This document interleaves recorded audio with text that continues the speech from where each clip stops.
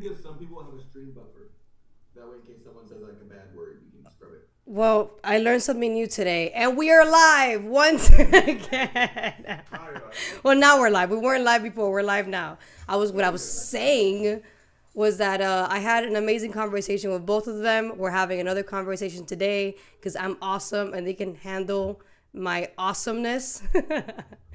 Cameron, I learned something new today, and we are live. Exactly what I told you not to do is what I ended up doing. I forgot to put myself on my volume down. All right, guys, whoever is here, welcome to Mary Truth Talks. Follow me on Instagram, Mary_Truths. Follow MBE, that's at MB Elevate on Instagram. Cameron, TikTok. Yeah, I'll put in the chat. Follow Cameron on TikTok. And Jackie, well, you're going to get to know Jackie with me because she wants to be super private, which is okay. So, guys, I actually want to get into the nitty gritty stuff early on because I already got to know Cameron. That's why I went soft on you last time, by the way, Cameron, because I wanted to get to know you. I didn't want to go like super hard, you know, wanted to feel you out. And then now that we have your defense attorney here, we could actually like, you know, have a good time. Wait a sec. Go over there to the audio tabs. You see them right there? I don't, because I don't know. I can't see anything. Right there. You can't Where? see it? No. The bar. This. The green bars. Uh-huh. This. Oh, bro. Editor, get in here. I don't know what you're talking about. Hey. Yo. Okay, I think now. Okay. Everybody can hear me? We're good? I don't know. Talk. Can you hear me? This is delayed. Yeah. All right. You guys can hear me? Cool. Yeah. All right. It's coming through on YouTube. Okay, good. Because I put myself on mute, so I can't really hear myself. All right, guys. So I have a couple of topics I wanted to talk to you guys about. And I'm going to read 2 articles for you because I do have an objective here. I'm always going to have an objective. So, All right. and then your job is to defend whatever you believe. That's going to obviously contradict my objective. So I'm going to read you stories, only 2 of them. Okay. And then I'm going to just read to you what happened in the past and what's currently happening right now. And then I'm kind of just going to ask you what you think about it. And then that's how we're going to, you know, figure this out. So before I begin with the first article, I wanted to ask you both. You're still voting. Cameron, can you vote? You can vote, right?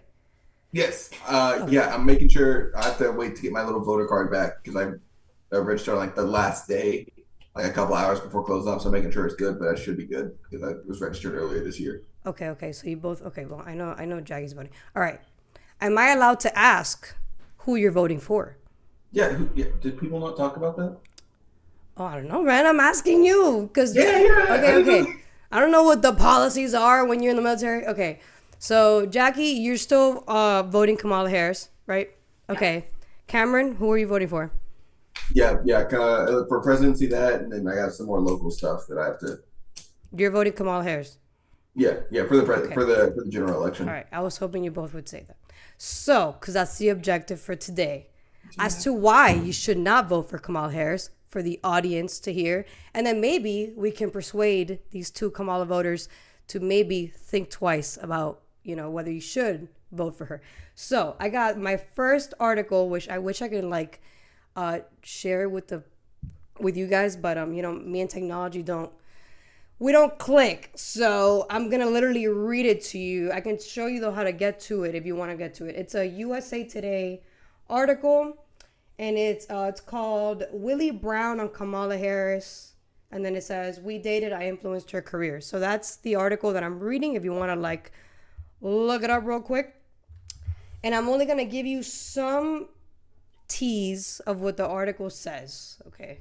So this is quotes from Willie Brown. If you don't know who Willie Brown is, guys, this is somebody that Kamala Harris dated when she started her political career in California. Willie Brown was a very powerful politician who moved a lot of mountains for a lot of people.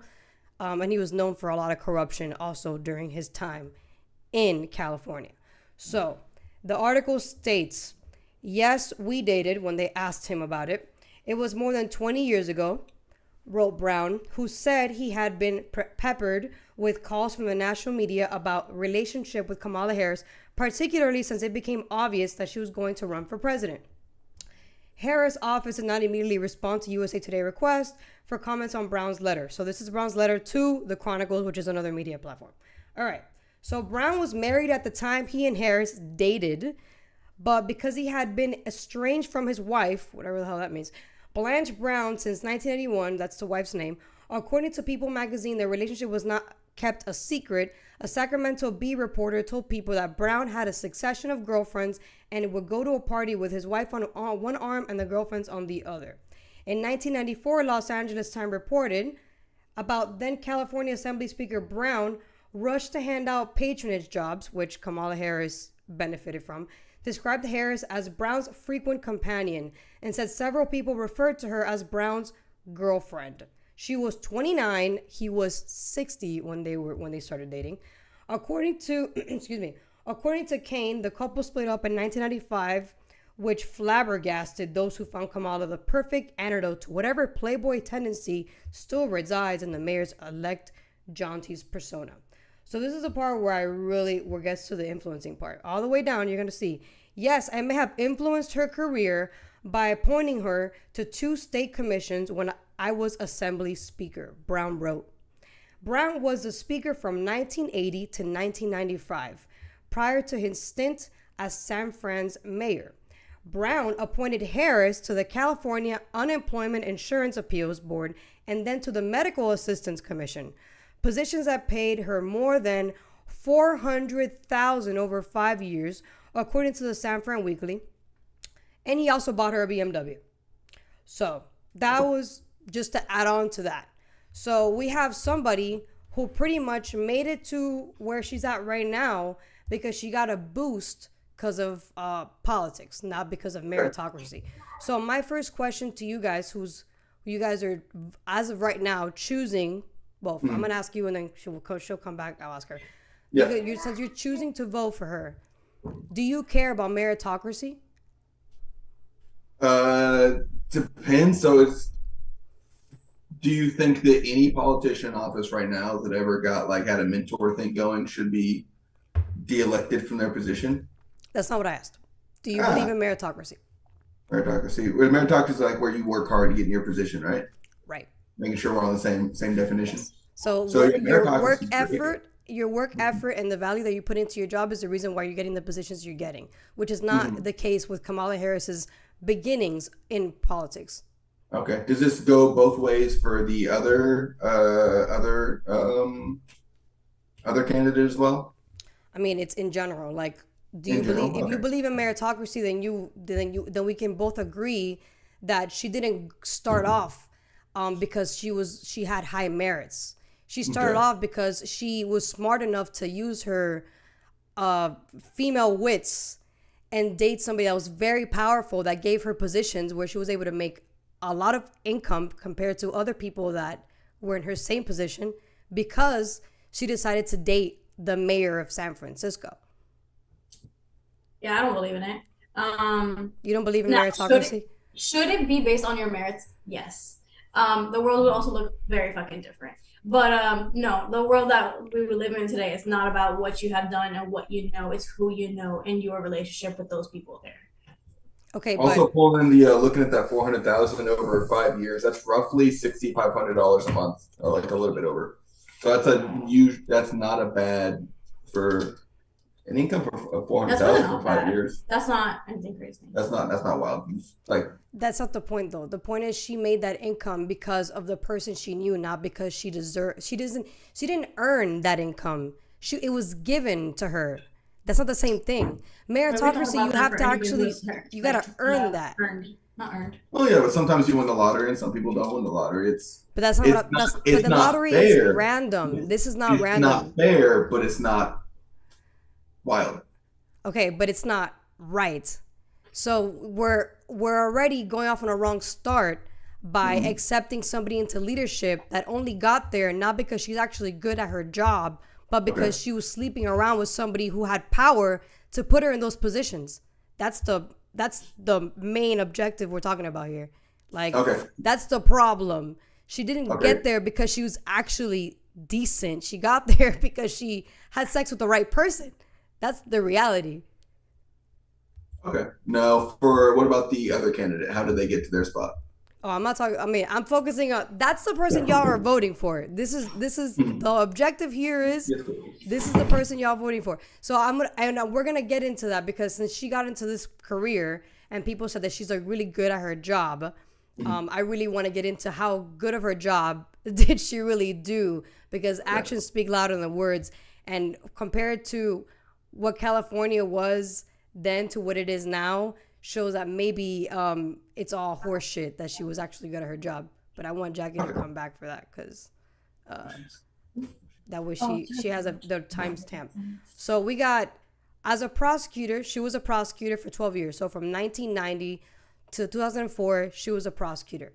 Then she became a district attorney. By the way, she cheated to get to that position, but we're gonna just skip by that. 2004 to 2010, she got to the DEA's position. And then Attorney General, 2011 to 2017, she was Attorney General. Okay. So I'm going to read to you now another article that if you guys want to look into it, it's www.economist.com. Wait, hold up. www.economist.com. Economist.com. And then what is Kamala Harris's record as a prosecutor? Shut up. Say the last bit again, please. Economist.com. What is Kamala Harris's record as a prosecutor? Oh, it's not great. That's who you're voting for, baby. That's who you're voting for, guys. Oh. The objective here today is for you to critically think about your decisions before you make them. And that is my job today. It's not to force you to choose anything. I just want you to think twice about what decisions you make before you make them. That's all I ask for. So let me know when you guys are ready. I'm only going to read snippets of this. Whoever wrote this is an amazing writer. Kudos to that person. Okay, so she published a book called Smart on Crime. Okay, that was published in 2009. And these are her stats from the book. So during her DA, felony conviction rates increased from 52 to 71%. Gun crime convictions more than doubled to 92%. After learning that more than 90% of San Fran's murder victims and murderers were high school dropouts, she cracked down on truancy, an effort with her campaign says caused school attendance to increase by a third.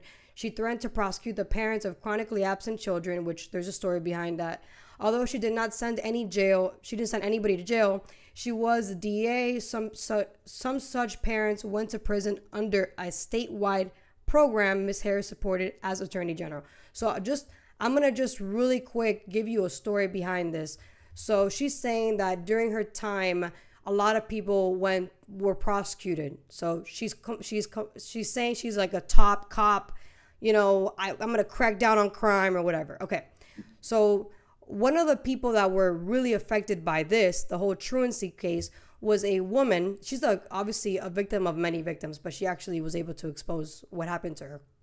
So she's a Black single mother who has a daughter who has some type of disease. I'm not so sure if it's sickle cell disease or she had some disease that forced her daughter to always be out of school. She had documentation to prove her daughter was always hospitalized. But because of this law that was made under Kamala Harris, she was arrested because she wasn't putting her kid in school, regardless of the documentation she had to prove why that was even happening in the first place. She lost her house. She was living in a motel for I don't even know how long. She was fighting the court system for 4 years until she was able to take it all the way up to the Supreme Court, and they ruled that what Kamala Harris did was unconstitutional. Because one thing is you saying, I'm going to make a law that's going to stop truancy. Another thing is, you don't even ask, okay, why are the kids not showing up in school? Instead, you just assume you're a shitty parent and I'm going to arrest you for being a shitty parent. So that's just... You said that had to go all the way up to the Supreme Court? Yeah, that's case specifically, not the Supreme Court, the federal one. The Supreme Court in California. Supreme Court. Yeah. So that means it had to go through a bunch of judges that couldn't They did not. Would you put that on? Would you put that on Kamala, or would you put that on judges that couldn't be like, oh, okay, this makes sense. Let me go ahead and strike this. I would put it on both of them because at the end of the day, it's all connected to the DOJ. Like she was the district attorney, like of the justice system in that time. So I would still put it on her. She's still a leader at the end of the day. Like the fact that you had to take it all the way up to Supreme Court makes me question, like, how liberal are these judges that you have to take it all the way up there to even like get this done. So are we setting a precedent that anything bad that happens is on the head's responsibility and not on any of the subsequent leaders in between? It's definitely she's definitely a big part to blame because she's the one who passed that law in the first place without even putting parameters on like who gets arrested and who doesn't. Oh, I agree, but it depends on if we're going to set the precedent of like, okay, if this person set either a policy or a person in charge of an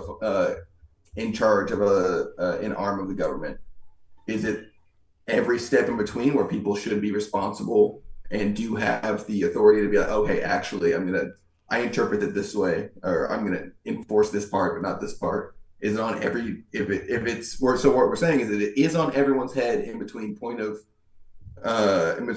A and then whoever set the law in motion, which is fine, but then that has to flow back for everything else as well. I understand what you mean. You're saying that it shouldn't just be her to blame, it should be the people under her that are still leaders, and I agree 100%, but she is the head. She does represent the DOJ. That's what the DA does, and the AJ, the Attorney General. So yeah, we're going to definitely blame the judges in the bottom, but she is a leader that represents all those judges. So at the end of the day, she's the one who looks the worst, is her, not the judges.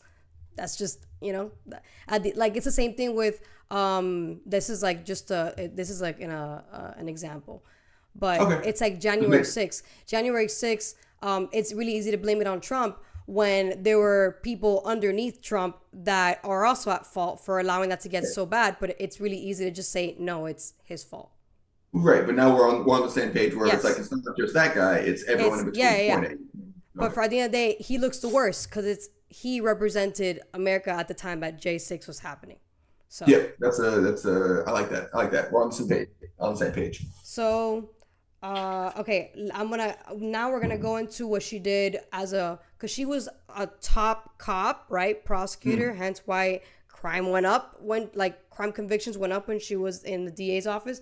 But then she was also a progressive prosecutor, so she was at the same time soft on crime, but she was soft on crime in a different form. So progressive prosecutors mean that they believe in criminal reform.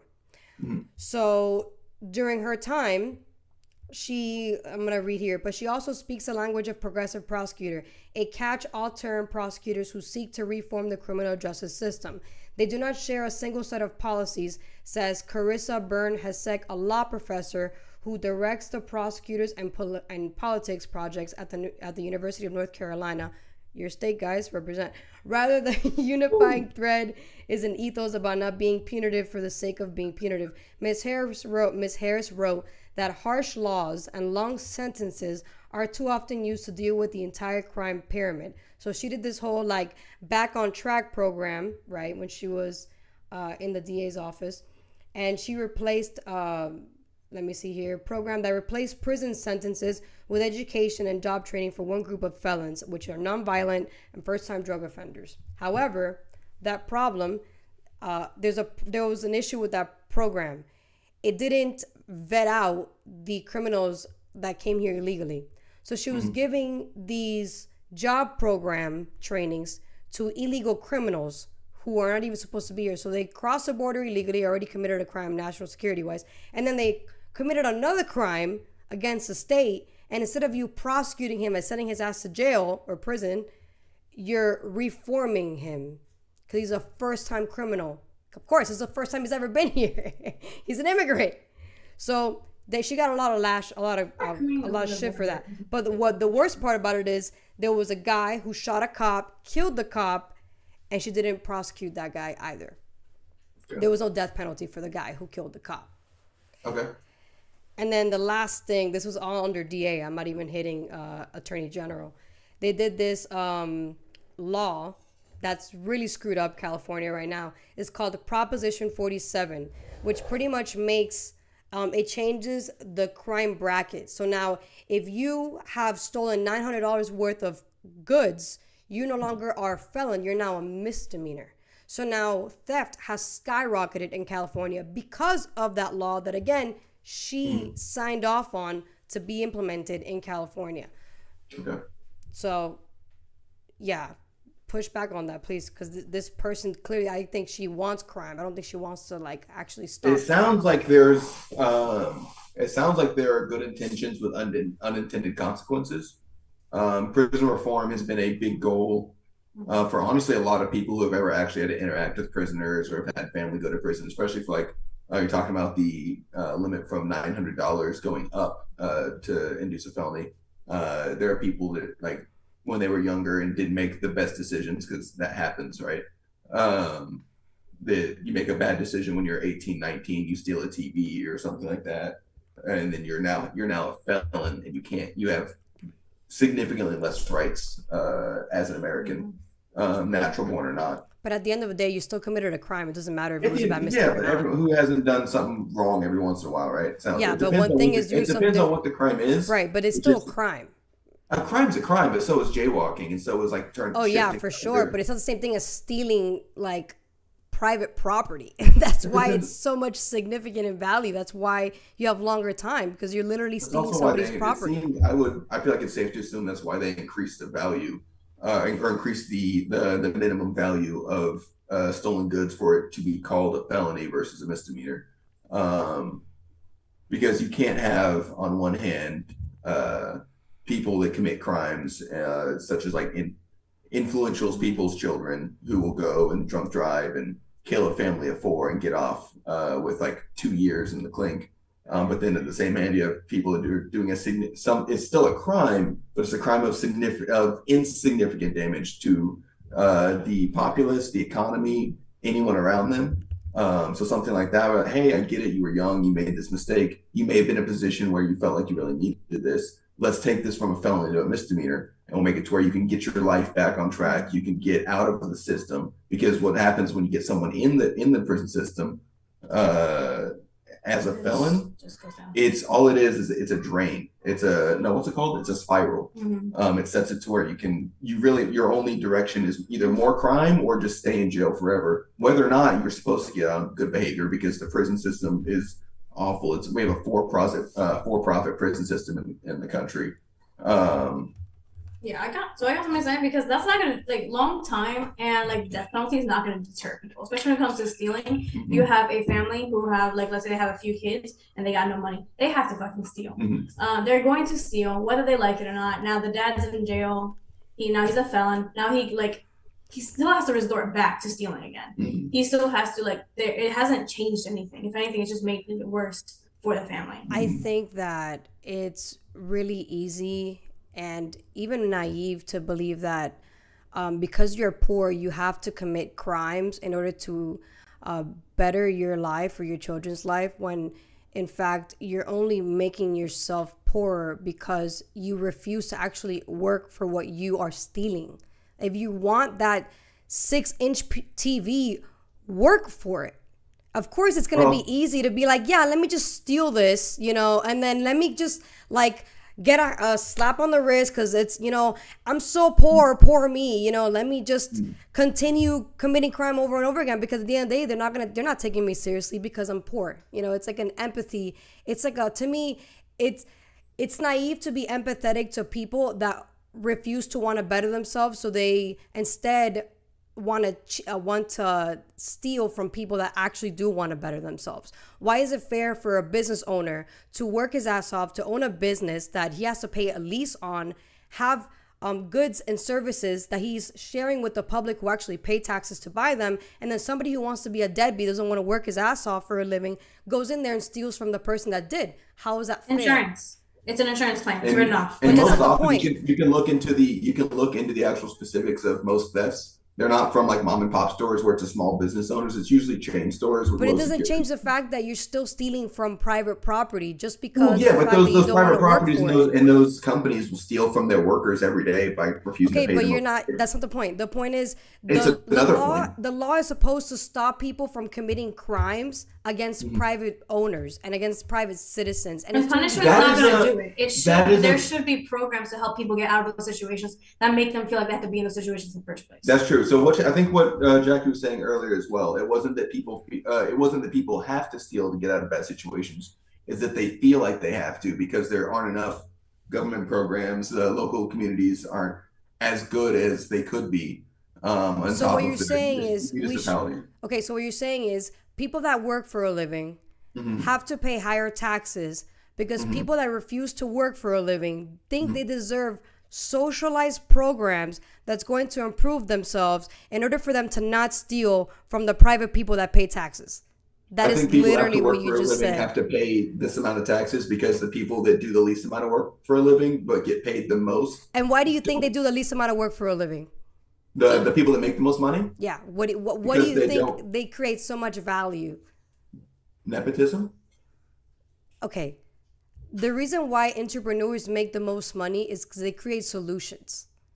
And that's don't what believe that's makes the correct. most money is solutions. If they made money because they created solutions, you would not see CEO after CEO after CEO get fired and replaced with I another. mean, a failed CEO doesn't mean he's CEO. a founder. He can be there's a founder and there's a CEO. I mean, I'm technically a founder and a CEO, but not everybody's like that. There's founders and then there's CEOs and then there's CFOs and then there's COOs. Like it's just, it's just chain of There's command also after that. failed like founders. So Yeah. being a founder has nothing. I can go down what is it, like $100 to get the piece of paper saying, "Hey, I founded this business." It has nothing to do with it. Yeah. Can you keep it alive for more than 2 years? Yeah, for Because to get sure. a bank loan for the business, you need at least 2 years of taxes for Right. that. Yeah, yeah. So- I'm aware. To- I've been in the To business for 4 years. backtrack, so we're saying that people that committed crimes should be punished for them, right? Yes. Okay, so That's what One of the prosecution is for, is to prosecute crime. Yes. yeah, yes. I agree. One of the candidates for the presidency is currently I has knew you were felon going to charges. get there. But so there's another thing I want you guys to learn about criminal justice. You are not guilty until you're proven guilty, and there hasn't been any proof of the guiltiness. No, the verdict has which- been given. Just The the given sentencing that has I- yeah, been. the verdict's been given. The sentence has. So they're like, "Hey, you're in trouble, but we just don't know what to do with it." Yeah, is- no, they haven't because the But it is. Supreme Court already ruled that that he does have immunity as a sitting president. So they can No. claim that all they want. No, actually, they were talking about it, but they Yeah, were they haven't No, ruled that they yet. That's on you the can look docket. it up right now. It was a 6-2, I think. They ruled immunity on him, and then they took it to the Senate, and the Senate is now pissed because he is now immune to the Supreme Court. So yes, they can Unless they claim that overturn he it is again. guilty, but he is innocent until proven guilty, thanks to the justice system right now. Even though we're forgetting what the fuck it's for right at this moment in time, but he is not guilty as of yet.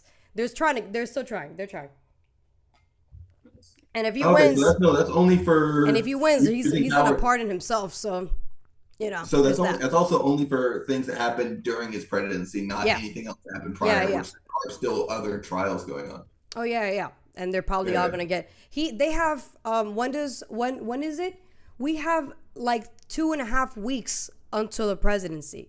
If he wins, So they're screwed. They're not gonna get him behind bars. Now if he loses, that's a different story. But if he wins, it's not gonna happen. To be honest with you, I really don't see it. They can try. Oh, and we're gonna get to that. We're gonna get to that because that within itself is corruption. But we'll get there. So I mean, some people. Yeah, I can understand. Yeah, I mean, some people would say it's corrupt to put people into the Supreme Court that way they can vote for your issues. that's what presidents do. The presidents put in people in the Supreme Court that's what So they did. That's what they so do. corruption and things that aren't in line. And that's not even corruption. That's just part of the system of America. The presidents have a right to put their Supreme Court in there. The ones they've all done that. Go back. Did we talk what- about meritocracy? But what are you talking about? They are So based you're off of just okay with the meritocracy. So it's corruption that's okay. on the system. Yeah. They are based off meritocracy. Have you not looked into the Supreme Courts right now? They're like intelligent I as had hell. Like one that I believe was the even most the recent super one. liberal ones. I respect all of them. I don't have any. This is a problem I'm having with this mentality that you guys have adopted and many people have adopted right now. Is that if it doesn't go in your favor, you Right. disagree with it instead of respecting the fact that there are Supreme Court justices right now that are always respected, and because this guy put these particular ones in and it didn't fit your narrative, now it's perfect, it's wrong, and now we have to pack the court. That to me is corruption. Instead of just respecting the Supreme Courts that have been picked and accept their ruling. Because at the end of the day, the Supreme Courts that were picked back in the day, they ruled Roe v. Wade. Everybody was happy about it. Now the Supreme Courts that are picked now did Dobbs versus Jackson, and they're officially corrupted, super wrong. You know, it's a problem because it doesn't fit the narrative. That's the problem. That's where the corruption So- is. Didn't we start this one talking about meritocracy for Kamala? Yeah, she doesn't have meritocracy. Okay. I'm So still going those with that Supreme one. Court justices also don't have meritocracy because How they do were they put not in have by meritocracy? someone that needed. How do they not have meritocracy? If they got put in there by someone that put them there so they would vote in their favor. That's okay. That is how you get to the Supreme Court. Is you have to be elected by the president. That's been since American histories began. That's always been Right. how it is. The president elects the Supreme Court justices, and then they're there until they die. They're the only system in justice in the branches that literally don't have a term limit. They're there until they die. And the whole point of agree. that being there is because it's supposed to be impartial versus Senates, they have a term, even though they're there forever, but they have terms every 6 years. And then Congress, they have terms every 2 years. And then presidents have term every 4 years. But they're the only ones that are supposed to stay there until they're dead. And then they are replaced with new ones. Whoever the president is the one who picks. That's how it's always been. Nothing's changed. So if we have one like one of the more recent ones, Brett Kavanaugh, who got put in there, and then he had some things that were affecting him that are no longer affecting him, and he now went from being kind of a lowball judge to Supreme Court justice. So that works out in his favor. So he can get a lot more fun gift vacation trips, just like Clarence Thomas. In turn, he tends to rule in favor of the man that elected him, which makes sense. You vote for your buddies, right? That's not a meritorious way to conduct business. So that's not in line with the meritocracy tangent that we started on. So we're okay. We want to enforce a meritocracy for some people, but not for other people. It should be across the board. I agree. It should be across the board. I agree. But there's no where is the information that backs up that how they got there is not through merits? Where is that? Where does it back I up? believe you can check. I'll leave it on you to check that because I'd have to go on my internet history. But they shut down the investigation into Brett Kavanaugh on the president say so during his what's it called when you elect a Supreme? What's it called? Confirmation during his confirmation hearings. The FBI was ordered to shut down the investigations into Mr. Kavanaugh or Justice Kavanaugh. Is that how you call him? What do you call Supreme Court justice? You call him a justice? Yeah, you just call them Supreme Court justices. They should be called Supreme Justices. That would be so fucking cool. I mean, you call them whatever you want. Every email you send is just Supreme Lord of Justice. Justice. Holy fuck. Look, while Jackie, you're looking into that, the Kavanaugh thing. That way we can continue the conversation we were having. Kavanaugh. I don't know how you spell that, guys. So His last name is so fucking hard. How do you spell Kavanaugh? It starts with a K. Oh my god. I think it's K-A-V. sounds German. Kavanaugh. I don't know. No, Kevin. Just put K-V-A. Yeah. I think there's So- an A-U-G-H in there. A-U. Let me. I send it. Case. There we go. Oh, there it is. Oh. Yeah. Trump administration protected Brett Kavanaugh during his investigation. Yeah, From facing an FBI investigation in the wake of serious allegations that he sexually assaulted two women, once in high school and once in college, during his controversial 2018 Senate confirmation to become Supreme Court Justice, according to the new report. So is it alleged or is it like what is it? No, there is no alleged in that. whatever I just read. Yeah, that's all that the FBI reports that they were So let me get this straight. So the FBI stopped. Okay, it's ironic. So the FBI stopped that investigation. Yes. To show and expose that we might have a pedophile in the Supreme Court, allegedly. Not a pedophile. No, he assaulted 2 women. He was Okay. once in high school and then once when he was in college. Okay, so like a woman abuser, I guess. Women that did receive payouts from said abuse. So, which, layman's terms, he did it and he paid them that way they could get compensation for the crime. Yeah, I'm gonna send Okay. it to you. But then at the same time, Mhm. we're prosecuting Trump Uh-huh. for doing the same thing. Right, which we should. So that doesn't make sense. Why not? How are you prosecuting one but you're not prosecuting the other, which shows that there is something there that doesn't work because they're supposed to be on the same team. So that doesn't make sense. And then if you paid them off, then what does it matter? Because then they consented to being paid off. So they consented to the fact that it doesn't matter anymore. I just wanted to make money off of you. So like this is, if Are they, you saying that women that are sexually assaulted just want to make money off of people? I'm saying that if you were really sexually assaulted, you shouldn't even be thinking about making money off of this. You should just I be mean, it exposing the depends. truth. The court system is not really set up. So I got this for a You little should. bit. Go for it, All right, please. cool. So I've been in the Army for a while, and a big thing in the Army since I've been in has been the SHARP program, the Sexual Harassment Assault Response Prevention. So we're real big on that. The legal system is not set up in support of victims of sexual assault or harassment. You have to do your best, but it's very much set up in a way that if you don't have hard biological evidence within a 24 to 72 hour time period, your case, no matter if you have video proof or not, might be thrown out because you don't have hard DNA evidence. You can have pictures, video, audio recording, and eyewitness reports saying that something that according to a sexual assault, in regards to a sexual assault or sexual harassment, happened. But if you don't have the biological evidence, there's precedence in the courts to have it thrown out. Some could say that it's set up like that because there are people that make a lot of money or some political decisions that have to frequent the courts for things like this.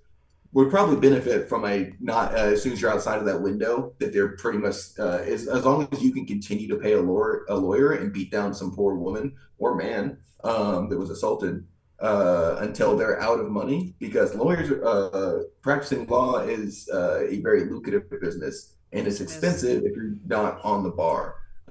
So a lot of times people will default to these payouts, or not default, but they will settle for these. It's why it's called settling for these amounts of money, because it's like, I would love to see this man brought to justice, but I can't.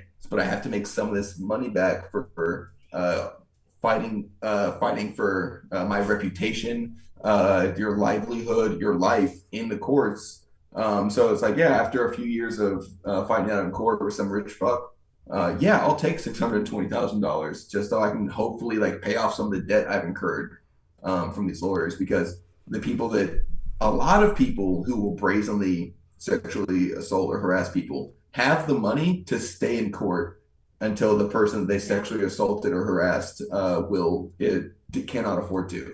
That's one of those things where it's like, you can see it. I shouldn't have to spell it.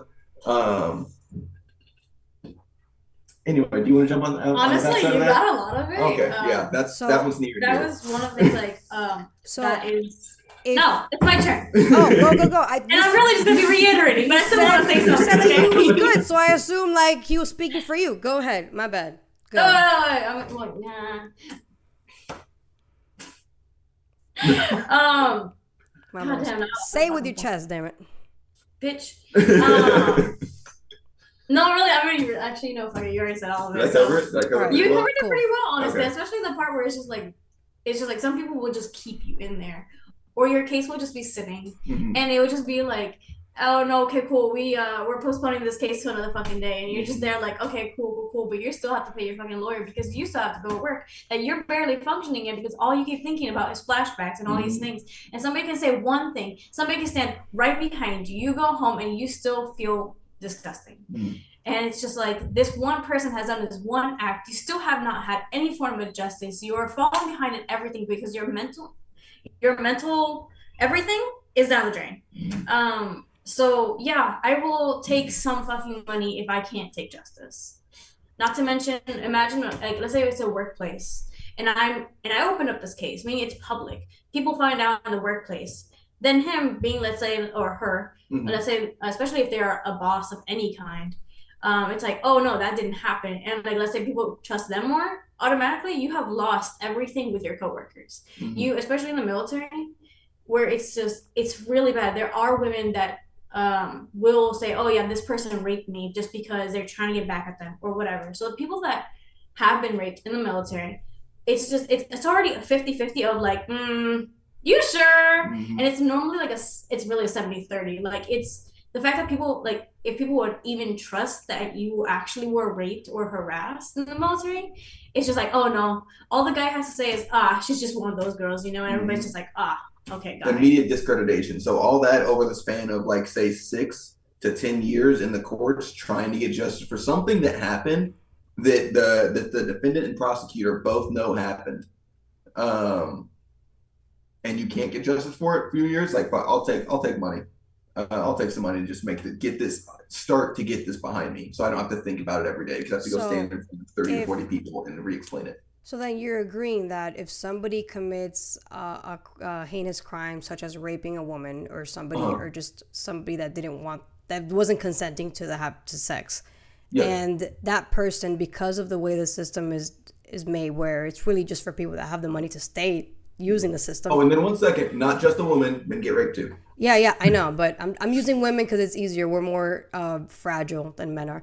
So I don't know about that She'd be part. well, yeah, Oh, she can say whatever she wants. At the end of the day, you are biologically stronger than she is. So her spirit may be stronger than you, but her physical is not.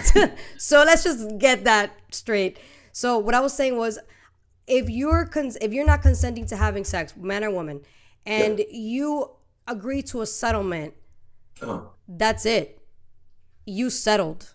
That's what it's called, a settlement. That's the amount for of a justice reason. that you will get. But Yeah. that's it. But that's it. That's what else? What more? But that doesn't replace you That want? also justice. doesn't make it right. But That that's doesn't. it. Doesn't No, it doesn't that make it is- right because of the fact that you don't accept that the settlement is just, but you don't have the resources to actually have justice because it's too expensive for you. Is that for the victim? So you're gonna settle. Yes. That's it. That's where the justice comes from. You're settling with this amount of You're money. not. I No, wouldn't that's call not it justice. That's That's not why it's called justice. settling. If you have to settle for something, it's not mean, justice. It's not right. That's as far as you're It's- gonna get because you can't It's afford le- justice. It's legal. So it's something being legally sound does not make it morally right. Oh, I totally agree with you. Just because it's lawful doesn't mean it's, right. Yeah. But it doesn't change the fact that you are settling. So it's Okay. over, That is your justice because you settled. I don't think this is necessarily blaming victims. I think it's just like taking. I just don't agree with the Me Too movement. I don't because women can take advantage. I of wouldn't. that. I mean, Sorry. the, It just the Me doesn't. Too movement shifted. I don't from trust something women. It was the Me Too movement has shifted from something where it's like, okay, it's also the Me Too movement isn't really much of a thing anymore. It's just that is kind of like an ambivalent phrase that people will use just to take anything bad that's happened, usually because it's someone that's saying like, hey, this man or woman that you really like and are fond of, whether it's a social media influencer, political influencer, someone in a local board, yeah. literally anyone. It could even be up to the point where it's like intra business of like one corporation. People are like, oh, it's just a Me Too thing, and all this is you're trying to cover your ass, which is what I believe. Which is the same thing. I think like the whole like people that are claiming rape in the army. It's just like you're part of the Me Too movement. Yeah, You're and just it's trying like to the get Me onto Too the movement is bandwagon. the thing, and now that's not saying that people don't abuse something that's set out there. Right. That's like the whole. There's a common phrase on TikTok right now. It's the "I'm just a girl" phrase, where it's something that was either cutesy or meaningful. So like the Me Too movement started as something meaningful. Yeah, just like the feminist movement, and then it got corrupted like everything else. It got corrupted because people suck. And then they're like, this is I'm just a girl thing, where it's like something cute of like, oh, I ran into the wall because I was holding my boyfriend's hand and I wasn't paying attention. I was looking at like Stanley Cups or something. That I've seen on TikTok. I'll try and find it and put it somewhere. There's something that you said on the last podcast. Both of you said it in a different way. I'm not gonna quote it because like I'm not gonna be able to remember like verbatim, But Jackie, you said when I brought up immigration and DNA testing, you, I mean, you can say what you thought in the moment, but you made it seem like okay, yeah, they don't have DNA testing now, but you know, so what type thing, you know, kind of missing the point that there is no DNA testing. And then when I told Cameron, same thing on immigration, just in a different approach. Cameron pretty much said, well, at least the immigrants are getting jobs that Americans don't want. So you both gave me your reason behind open borders without realizing the fact that the border is in fact open because of the policies that have been enacted during the Biden-Harris administration. So there's something that you said, Cameron, on the last live that we did, where you said that laws take long to take into effect. However, that's not true, because what was repealed during the Biden's administration in the beginning of his first day were executive orders made under the Trump administration. So on Biden's first day in office with Harris on January 20th, 2021, they ended multiple. So they ended the travel ban on predominantly Muslim countries, where we're not going to talk about because immigration is way too much of a topic. So that's just, I just want to add that in there. Halting the border wall construction and ruling back several Trump immigration policies, such as family separation at the U.S.-Mexican border. We are going to talk about that. And then the two bills during the administration that you talked about, Cameron. And then we're also going to hit the two bills under this administration. So I want to make it really clear to you guys and to the audience as to what's going on right now in the administration that you want to continue living under by voting for Kamala Harris. So we're going to talk really quick about what she did with the whole family separation thing. So she was the border czar, even though she wants to backtrack now and say that she isn't. She was. Biden had said it in the beginning. I'm giving this to her. This is her responsibility. So what's happened in the border is her responsibility. Everything that's happened is pretty much her fault. So something happened within the administration when it came to immigration. On Trump's, it was more enforcement on border security. And then on Biden, it's more on immigration policy, not about security whatsoever. So during Trump's administration, they had something called the ICE pilot program, Immigration Custom Enforcement Pilot Program. That is what tested family relationships using rapid DNA technology as part of criminal investigations. So that is what actually created a policy to give ICE the authority to be able to test the people that are bringing in kids to make sure you are the actual father of the kid you are claiming to be the father of.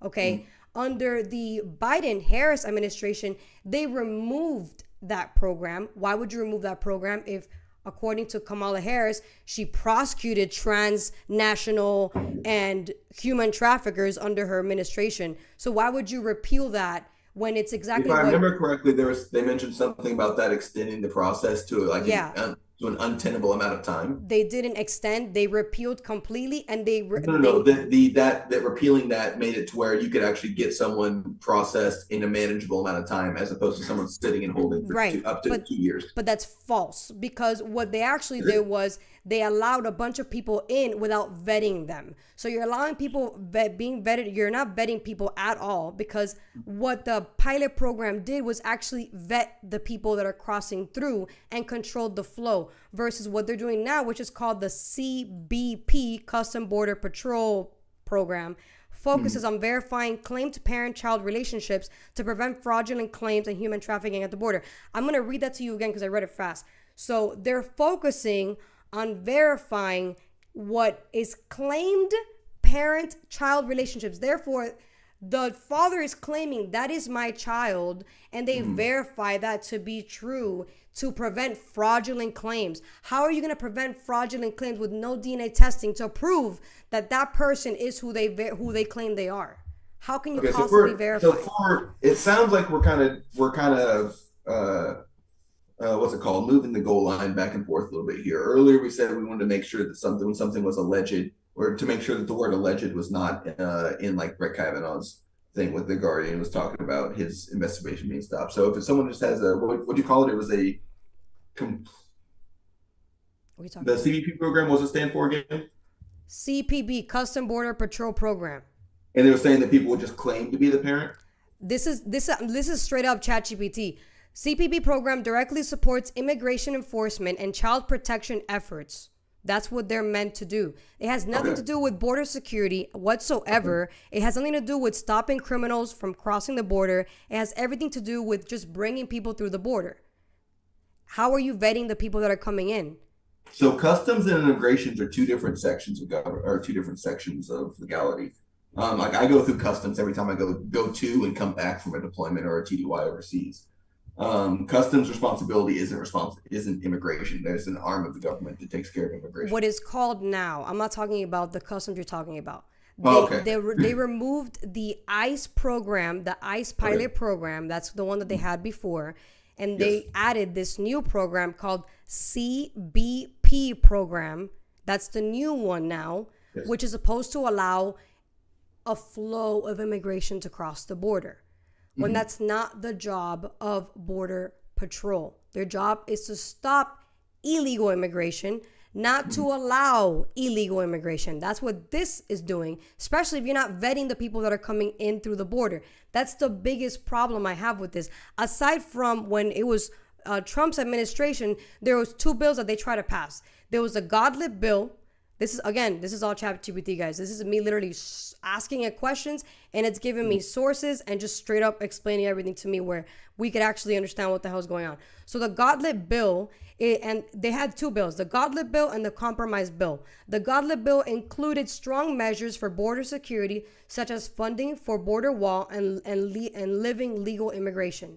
So what I think most Americans are for is that. Versus what Democrats were doing was the Compromise bill, which was the opposite. It was just to create a citizenship to illegal immigrants, including the Dreamers, which is a DACA program under Obama's administration. Yeah. So this is why a lot of people are leaving the Democrat Party, because they've gone so far left that they don't care about laws anymore. And Kamala Harris made that really clear during her time as Attorney General, where you're not really caring about laws. You're literally distorting the law, and then you're making a new law, and by you making a new law, you're breaking the original law. Does that make sense? I think that's how laws work.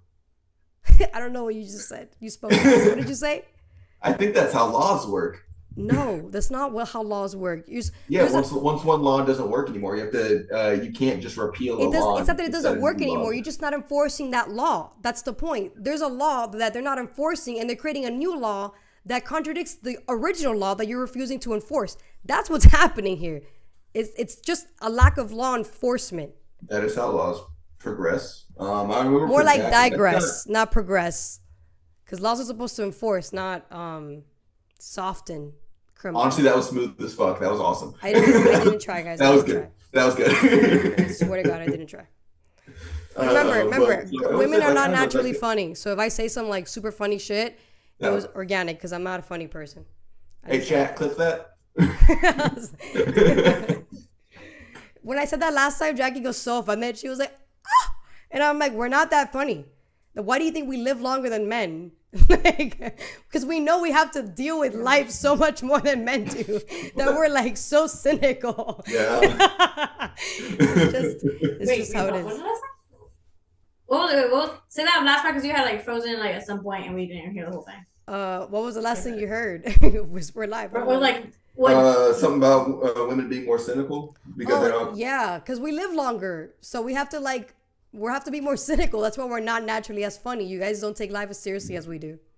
You know, it's just how it is. I agree. I know. Cool. We agree on something. All right. There we go. Yeah. Okay, so I want you guys to touch on that because there is a huge difference between Trump's administration border policy and Biden's administration border policy. And if you are choosing to vote for Kamala Harris, you're choosing to continue on these non-border policies. So I have a question, right? Because this whole immigration thing, first of all, we fucked their whole everything south of our border at some point in our lives. So what does that have to do with national security? So a lot of people don't want to claim responsibility for what we have done because they're just like, it's not a thing. So yeah, people are going to be coming up here, right, for their own reasons. And a lot of people are like, oh, well, they're smuggling drugs. Actually, the majority of it is done by U.S. citizens. Allegedly. No, Allegedly. it is. That's what it is. We are on a live YouTube And it's not. platform. It's not even like, oh, it's like 51. All right.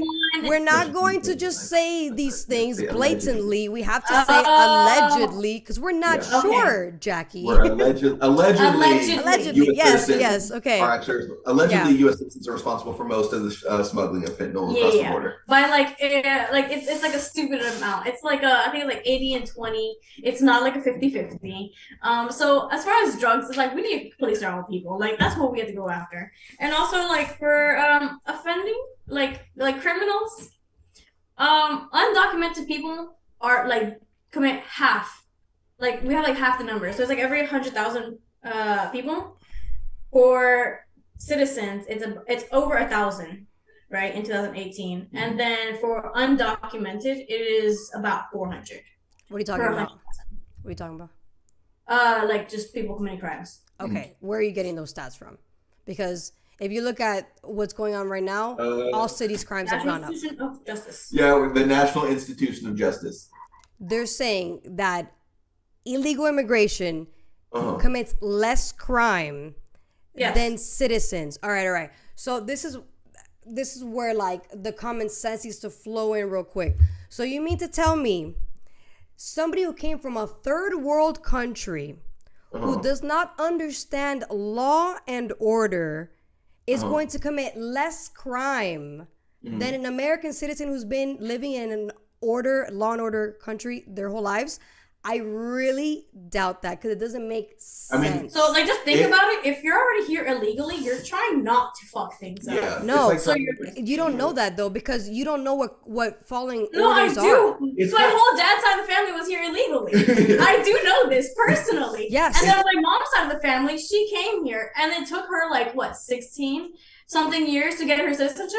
You're talking about a 1% of people that you know that happen to have not committed a crime without thinking about all the thousands of people that are not like your parents or my parents. So like statistics and my experience don't count. No, it's not that. Is that first of all, statistics can be skewed. So facts and experience don't count. Your experience is your experience though. No, okay. Well, So how about facts? what about the facts? Like the reports from the NIJ. Okay, look up right now the statistics in Chicago, in Los Angeles, in San Francisco. Crime has gone up. So Okay, and those are three cities okay. across the nation. New York City, crime went up. Every single sanctuary city, crime has gone up. And because they're a sanctuary city or a sanctuary state, because it used to be sanctuary And then cities, now something sanctuary you states. said earlier too is like saying people that say they don't understand laws. I would say one is insulting to immigrants, and then two, It's the truth, I would though. say that the people that commit the most, I would say if we're putting like earlier we're talking about a dollar value on crime. People that commit the most crime have the most knowledge about laws with like insider training. Are you talking about white collar crimes? Yeah, which is crime. Right, but the majority of the quality, not the quality, the quantity of crimes are not white collar crimes. Right, but we earlier we put a dollar value on crime at $900. So if the dollar value is important, white collar crime is committed by people that know the most about laws. Oh, for sure. Okay. But at the end of the day, they know how to use the law. So the amount, it's So very it's rare rules for for a white thee, collar not rules crime for to even me. happen versus a blue collar crime. Those are more common because they don't know anything about laws. So if a blue collar crime doesn't know much about laws versus a white collar crime, and they create more crime, and they're living in a country that is a law and order country, what makes you believe that somebody that was not born in a law and order country is not going to commit as much crime as an American here? Do you think someone that's driving with expired tags is going to commit less traffic violations or more traffic violations? I don't know. If someone that's driving with expired tags for one reason or another is going to commit less traffic violations and drive safer to avoid detection by police than someone that's driving with tags that are in date.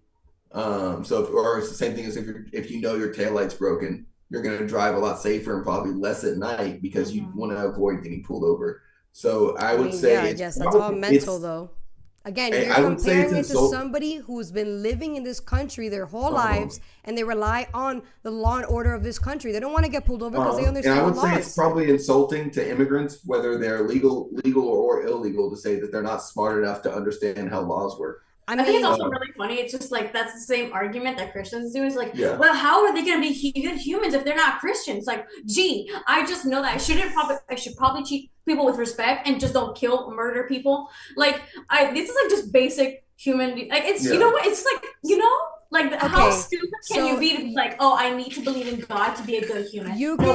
you can. I mean, we can debate that, but that's debatable. I understand where they're coming No, from there. it's not debatable. It's totally, it's totally really debatable not. because if you are an atheist, then you have a very sad and lonely life. But that's besides the point. We're digressing. I'm Actually, a I know Cuban. a lot of Christians who are living sad and lonely lives because they are living by the law of the Bible, and they are just. Well, I told you that's the problem. They're thinking literally, and we had this conversation. The Bible's not literal. It's Altar figurative. boys? So, as a legal immigrant who was not born here and was born in a third world country where there is no law and order, Uh-huh. I don't care if it's offensive or insulting to state that illegal immigrants who know they're committing a crime by crossing the border illegally are going to not obey the laws of this country because they're already breaking the law by coming here the incorrect way. And I am a legal I immigrant. have to categorically disagree. They're going to obey more laws because so that they don't get picked up. They're going to the That idea doesn't of but that doesn't stick to what's actually happening in real time. I feel like it does. I feel like it does. If every illegal immigrant was running around doing blatant crime and waving the flag of their country, it'd be like, oh, there's one. The idea of being in trouble isn't to stick out. The idea of if you're probably going to get in trouble with the teachers to do something under the desk. If you're going to do something at all, most people will just choose to behave. So what you're saying is that it's okay to break the law as long as you're going to What I'm saying is that it's for Americans. more likely for someone to behave if they know they're already going to get spotlighted. Okay, but they are still breaking the law. They're still breaking the law, but if they're not hurting someone, then it's okay. What you're talking about is the people that, if say it's an illegal immigrant that commits a grievous offense, that is 1% of 1% of immigrations, not just illegal immigrants, of immigrants in general, which is also a fraction of U.S. citizens that will commit grievous offenses. So it's one, if we're going to be hard on crime, I don't think it's okay to be hard on crime one direction. You have to be hard on crime up and down. No, we have to okay. So we go back to you have to enforce the laws that are have already been implemented, which are not happening right now. So we go back to you're voting for somebody. I'm gonna always go back to this. You're voting for somebody named Kamala Harris who is refusing to stick to the laws of the land as of right now by allowing people that are not vetted to come to the country illegally, and at the same time wanting to make it legal because she's trying to create a path to citizenship. And I have a problem with that because you don't care about the Constitution and you don't care about our law and order. If anything, you're telling it, fuck off. I'm going to create a new Constitution and a new law and order. I have a problem with that. Well, one, laws do have to change with the populace and with time. And then two, aren't you voting for someone who had a university that was just a full fraud to get paid from people? I'm voting for somebody that actually cares about national security. Okay, but it's okay for the person you're voting for to have committed crime and have things on the record and to do things that are there is no legitimate proof that he's committed a crime. Just like they haven't been able to find out. There's no proof that Trump has ever committed a crime. There is what they have are allegations of him committing a crime. No, I'm not talking about the ones that are in date right now. I'm talking about things he's gone to court for, has been found guilty of, and has already either paid fines or done whatever that is that people that are rich do for jail. Like what? There's the university. The university that was just full fraud, that he was taking people's money, saying they get to go to school, and they had no plans of actually starting a school. That's fraud. Okay, so he was convicted of that, and he paid out the settlements. So that's a crime. So we're okay with someone that does crime. I'm glad that you brought that up. Money from young Americans. No, it's not okay, but I'm glad you brought that up. But you're cool with it. That's who you're voting for. I mean, you're voting for a criminal as well because she did the same thing. So that I brought that up to say this, like, I feel like if you're going to try to turn someone's view of like, if your person does crime, you shouldn't vote for him. I don't care that my person does crime too. You should not vote for your person. I don't know anything about that crime. So if he committed that crime and he paid the settlement, then he paid the settlement. I also think that there's he was also booked. So technically to the system, he's in the system because he was booked. They took a picture of him, whatever. So He has been booked multiple times So throughout the years. even I will let's say too, I think it ties more in with on one side of politics, people are more concerned with identity politics by following one politician, as opposed to people that are want to follow an idea of trying to do what they think is right. you Now, I don't do think believe Kamala that Harris both is identity politics? She went from I'm Indian to now I'm black. I don't. She Again, changes her accents every time she has a rally. I think you're conflating my point. It's that people. I feel like people are more worried about voting for Trump because he's Trump, not. And I think that people assume that because they're voting for Trump because it's Trump that you have people on this side that are voting for Kamala because she's Kamala. They're not vote. Most people that are going to vote for her are not voting for her because of who she is. Oh, that's They a are good voting- question. Why are you voting for her? They're voting for her because people believe that the world that they want to see for whatever. Because I can't tell you every person is going to vote for the reasons. I know my reason is I want it to be easier for the everyday American to be able to survive in the country. And Okay. You think I want it that to be easier for everyday Americans to survive day to day in the country. you think that's And going to happen why I'm under voting Kamala for her. Harris when she's in the country right now and she's created inflation because of the Inflation Reduction Act? Among other Would you things say she's that done. did Trump fix inflation while he was in office? It was way better than what it is now. Was it? It was way. Yeah, you can go back into the books. So it was better that's like saying under that him Trump than it is created a now. good economy in his first 2 years. The first 2 years of Trump's presidency was not his economy; it was Obama's economy. That is false. The first 2 years, no, that's how it works. Definitely how it is. The It rolls over. first 2 years of Biden's economy were Trump's economy. So you don't get to say that Trump got all 4 years of his, but he's responsible for everything that happened that was set in motion before he set foot in the White House. He does not get to claim that. Just like Biden doesn't claim the first what was set in motion before he set foot back into the White House. Okay. So that's I'm going to fact check you. shoot. When Obama was in power, they went to the Paris agreements, the climate Paris agreements, Yes. which screwed up everything when it came to energy and things went up. When Trump went in, he removed himself from the Paris climate agreement because he realized it's burdensome on the taxpayers and on the manufacturers because we are based off of fossil fuels.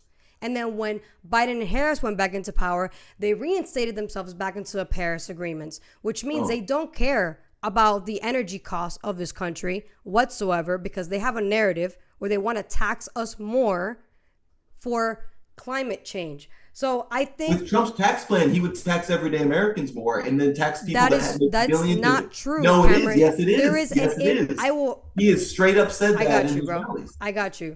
No, he hasn't.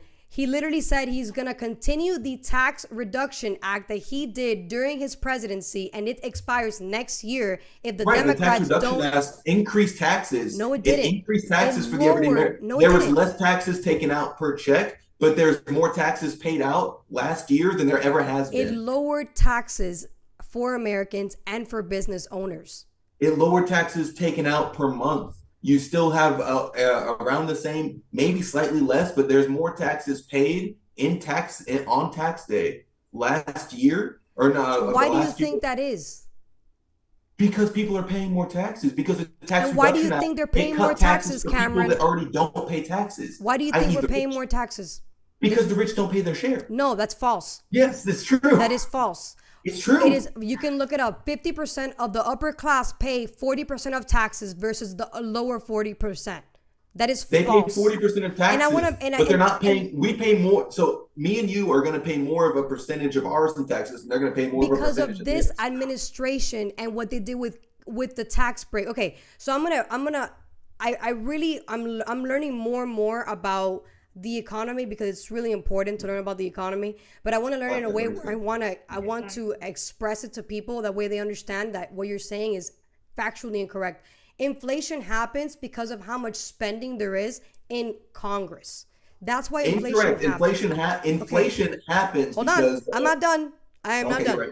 Sorry, Inflation I'm sorry. happens because of Congress spending money. We understand that part. When Congress spends money, the economy gets stimulated. So everything at the end of the day goes up in price. So yeah, our wages go up, but our cost goes up. And what happens when your wages go up? Your income bracket also goes up. So if you're making I don't know, $20,000 more than where you were last year, your income bracket went up more. So now instead of you paying 10% for taxes, now you're paying 25% for taxes. And that's what happened under this particular administration, because they passed the Inflation Reduction Act, which literally you printed billions of dollars for climate change, and all you did was raise everything else. I just put a post of slices of cheese costing $4.29 for slices of cheese, and that was the cheapest price in Publix. If I would have gone to any other place, it would have been a little cheaper, but it doesn't change the fact that I'm still spending more for fucking slices of cheese. Why? Because the leadership right now that you want to vote for passed a law to inflate the economy even more in order for the cost of goods to go up in price. So this perception of like, oh, I'm going to price gouge, I'm going to control the market, it's because of the manufacturers why things are so expensive. No, that is wrong. It's because you're spending way too much money in Congress, so now everything has to go up in price. And the ones who bear the fucking burden is the consumers. It's not them. And you know what the best part is? They actually control how much money they make. So we're losing fucking money while they're making more money off of us. That's the last part, all the way true, and there should be a set cap on how much people in Congress The last make. part. This guy's getting my clips for me. The last part. Clip that real Jack, quick. clip that. Oh my God, you're funny. But, All right, go, please. So I will say, so price gouging. Also, I apologize for cutting you off earlier. I thought you would have break. I feel really bad when I cut people off. It makes me feel bad. You're good, bro. So price gouging is a corporate thing. Walmart's bringing down their prices. It's not a corporate thing. It is an energy cost increase. That's what Walmart it is. is cited saying that, yeah, we're gonna bring our prices back down. We thought we could get away with it. How are you going to bring your prices back down when you're paying more for energy? Kroger came out guilty for that, by the way. Kroger Corporation was just found guilty of price gouging. Yeah, sure. One second. That's This is a program for rental apartments. They This guy loves wearing little mini shorts, bro. I love my shorts. He loves his thighs. Okay, I'll give her the note. Wait, hang on. Take this back. I just realized that I've been typing this whole time I've been typing. Mel, what's up? Everybody, hi. To those Kylie brought who are Jackie a note here. that says, "I love you, Mom." That's so cute. She's like, Mom, you're getting attacked. I love you. You're getting attacked, Mom. But yeah, no, it's crazy aunt. a lot of the companies are realizing that Americans won't spend the amount of money that they want to charge for things. Because I mean, Because they can't afford it. Correct. They can't afford it. correct. But whose fault is a lot that? of things. A Whose lot of fault things is is you could say that trying to put fault on one person for that is kind of goofy. I think I'm putting fault on the leadership. The leadership. Right, fault on the leadership is point. We already said earlier that we're also putting fault on the heads in between. Okay, yes, but at the end of the day, it's a domino effect. I'm gonna put.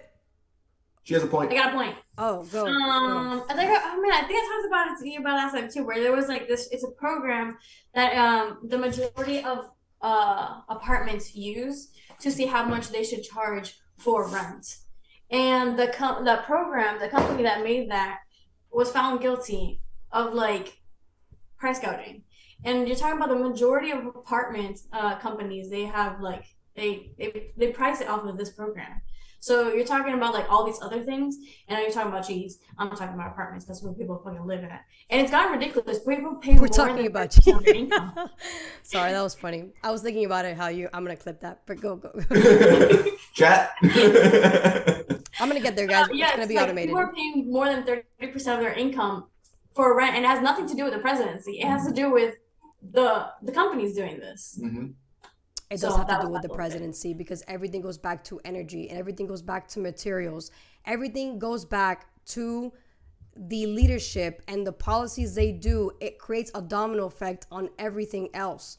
Why Why did this they? be controlled by the federal government? Why did Yes. they remove Should the government control it? What? Sorry. Should the government control it? Rent prices? No, they Oh. shouldn't. okay. So free market. Yes. So people. Yes. So free market. So So, people are choosing to be dickheads with their prices. No, Right. the problem. Okay, and they're you have citizens? to. They're choosing to be Are dickheads? you a citizen? Oh Be my dickheads. god. You have to compensate some. You guys need to see it in the sense of like you're okay. you guys need to see it in the sense of how other countries have already gone through this. Like, we're not the only ones going through this. Look at Argentina. Argentina literally went through what you're talking about right now.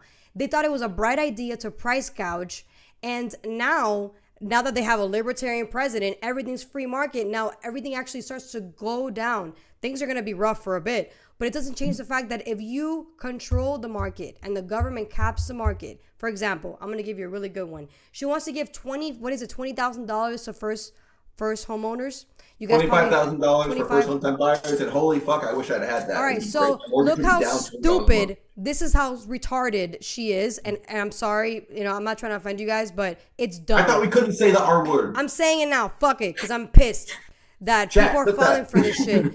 If she gives you, again, taxpayer money, because those $25,000 is taxpayer funded. So we are paying for you to get a job, to get a house. And what do you think the seller is going to do? He's going to be like, well, if you're going to get $25,000 for free, technically not really free because we're paying for it, but for free, then I'm going to jack up my price $25,000 more. Right. That's all it's going to do. So what do we say about the sellers that have already been doing that, especially when you have buyers like BlackRock who are buying up single family homes? That's not a buyer. That is a monopoly. That is not even that's a huge monopoly. And they're increasing their home prices. Yeah, but that's okay. So BlackRock is not even. They're a Goliath. Yes. Okay, I'm not just talking about BlackRock because they'll survive no matter what happens. No matter what inflation, they're going to survive. Business. I'm not talking about BlackRock. I'm talking about the independent buyer or seller who owns, like you, who owns a property and you're trying to sell it. If somebody like me who gets $25,000, I'm going to put it as a deposit. It's only smart for you to be like, well, if you're getting $25,000 to put down, I'm going to increase it $25,000. If I remember correctly, there was a part of that bill that says if they go back a certain amount of time, there's a price increase that's in line with that they'll get penalized for. And you think that's perfectly fine for the government to be limiting what a seller can do in the marketplace? I think when it's something like that and it affects more than just, because it's not just that seller, right? So markets, they're really annoying, and I'm not bad with economics, but they annoy me because it's awful. So you can blame one seller, you can blame the gas station that wants to up its price 10 cents versus the one across the street. But when the one across the street goes up 15, now the guy that upped it 10 is suddenly down 5, and he has a nice gas station to go to. He was a dickhead for a long time, but now he's a cool guy because he has gas 5 cents cheaper than across the street. He's going to up it another 10 because he just found out that people will pay 15 more cents for the gas. And then when the next guy goes up, he'll bring his gas, he'll maintain the guy across the street's gas prices will go up another 10 cents. And then now the original dickhead, again, he's charging more than he was at the start, but he's still charging 5 down from the guy across the street. The only reason he's still a dickhead because he's still paying the same amount of money for the gas that he's selling. He's making more money, but he's not having to pay any more money. The only reason, he's a dickhead. Okay, that's called profits, though. When you're a business owner, now, you need to make money out of your product. You can't just sell it just to be a humanitarian. So that way you have more competition. And they're making it a competition as opposed. That's free market, though. It is competition. It's my turn. So if it's you, Laz, him, and me, right? And we all, because I think I gave you the same thing last time, where it was like, okay, but we all have supermarkets. You have a Publix, he has a Winn-Dixie. You have Kroger's, and I have fucking Harris Teeter. What's Winn-Dixie? It's a grocery store. Okay. I love Winn-Dixie. All right. So if there's any left, so there are. They were owned. A lot of them are owned now by Fresco, which is like a Cuban version of it. What's Fresco? But Winn-Dixie. It's new Winn-Dixie. Okay. It's yellow Winn-Dixie. It's a Cuban version of a Winn-Dixie. So the point is, we're all selling items right at a certain price. Well, I saw Lazaro. He can sell people like the meat for like extra cents more, right? Okay, cool. He wants to do that too. Mm-hmm. And then you do it too. And we just gradually start going up and up and up. So like, yeah, there is competition, but it's not about like who can get more customers. It is who can get their customers to pay more for the same product that they could have originally. Because at some point, if we all keep going up and up and up, you're destabilizing the economy because if people can't afford to buy things that you need, i.e. groceries, a place to live, energy bills, phone bills, keep increasing the costs. I don't think you guys are putting into account Like, it's the government's responsibility to step in and be like, hey, I see what you're doing. It's I get not. it. You're trying to make some extra money. You need to make it to where people can fucking afford this. I think the People problem. besides only corporations. If you raise it to where only corporations can buy the money, you're assisting with the induction of the further induction of a monopoly like BlackRock. I think the biggest problem that we're having right now, BlackRock was not BlackRock. It became BlackRock. So I'm not saying that they shouldn't exist, because at the end of the day, they got to their position because they knew how to play the market. And that's what capitalism is knowing how to play the market. My problem is you don't comprehend what a free market is at its fundamental core if you think that government getting involved is the right thing to do, when that's not even a capitalist approach. That's not even a libertarian or a liberal approach. That is a progressive Marxist approach, because what you're saying is the government has a right to step in when it comes to free market trade. And the reality is, what is your hold on. solution then? The What's the responsibility of government? That's where we don't link. You don't know the responsibility of a government if you think that's their job. But the I think we just responsibility of a disagree on government responsibility. is not its job to be focusing on energy. It's the job of a government is to create policies to actually help manufacturers lower energy costs, in order for them to lower their product costs, in order for everything to be cheaper and still make profit. The government's job is to create policies that are going to benefit the manufacturers and, as a result, the consumers. That's not what's happening I right see now. where we differ. I see where we differ. You think it's the government's job to create policies to help business. No, What is that? you're not seeing the point. That's what you said, though. That's what you said. If you create a policy, then that in effect, indirectly, will benefit the consumer, because we're buying from the business owners. That's Right. the part that you're not not getting saying that is part. You're focused on manufacturers, consumers. What you're focusing on is business. It's the role Yes, of that's government what a is- free market is. That's what capitalism is. But the is role a of business. government is not business. The role of government is people. The That role is of government incorrect. is to care for and govern its citizens. Okay, that is incorrect, because a government is a business, because they are managing our money. They have a deficit. They have a growth. Part of the government's They job have is growth. business. The other So part of the they have a government's job fucking is Federal policy. Reserve, which has to do with interest rates. So it's most definitely a business, and we should treat it like a business. And that's what we're not doing. That's a problem. It is definitely not. If it was ran like a business, this would be a failing business. But that's because Well, right now it's not a government a is not a business business. because it's A failing. government has to deal with business. They're two separate things. A government has to I deal with hear business. you. Just because it has to deal with business does not make it a business. Because I go to Walmart and spend money, that does not make me a businessman. No, it makes you somebody who understands the meaning of a transaction, though, which is what they Correct. also And need to so do. does the government. But they And don't the know the government's meaning of a understanding transaction. transaction saying, hey, my people cannot continue to afford things at this price. What we're going to do is you can still make a good chunk of money. You're going to make a little bit less because day-to-day people can't afford it. That's why any government policy, when you see looking at subsidies, when you're looking at anything that has to do with penalties, penalizing someone for something, it's all set off of price that someone can feasibly afford. That's why you'll see bail skyrocket. You'll see bail for for felonies skyrocket. But say a rich person commits a felony, their bail is still capped at a certain level. Unless you're Diddy and they're like, hey, no, fuck you, you're gonna stay in jail, which he deserves to. It's an asset at that Trump point. was at the Diddy parties. I mean, there was levels to Diddy party. So was LeBron James. So was Beyonce. Yeah. We can go on and on who was And there. they should all listen. I can't say certain things, but certain things should happen to certain people. I agree. We're on the same agree. page. I like that. But yeah, it's not the role of government is a business. The role of government is policy in order to help the people. What do you think? Okay, all right. I'm a Government business starts owner, with being so the I'm giving people, my not being the perspective. business. As a business owner, you need to have policies. Correct. A government creates policies. They also Right, but that does create. not mean they're the same Hold thing. on. Yes, it is. They're creating a policy. I'm not a heart surgeon because I start IVs. I'm still a paramedic. Yes. It's a different. It's in the realm, different job. Look at the system of a government. Right. You have the Supreme Court, which is I guess you can say that's like HR, Okay. look at it in that sense. Then you have the executive branch, that's CEO, CFO, COO, founder, you got them. And then you have the legislative branch, those are the policy makers, those are the ones in the back end. If somebody tries to sue, you got the lawyers kicking in, creating laws and shit, creating contracts, that way if you sign the dotted line, nothing can happen to you. Oh, Supreme Court HR. Did you call Supreme Court HR? Yeah, I'm trying to. Because HR fights for the company. I'm trying to. I mean, yeah, that's No, what that tracks. The Supreme That Court, tracks, actually. That tracks, actually. The Supreme Court is HR. They fight for the I'm like, government. hello, get with the program, guys. All right, I was going somewhere with this. Damn it! I feel like we agree on a lot of things. I feel like the methods differ. Jesus Christ. I'm trying to get to a common ground here, okay? Let me focus. I'm in the flow. We have one. We both don't like the government. We're good. No. Well, yeah, you're right. I don't like the government right now because it's being run by people that don't understand the concept of a government. And that's the problem. They don't understand the concept of government.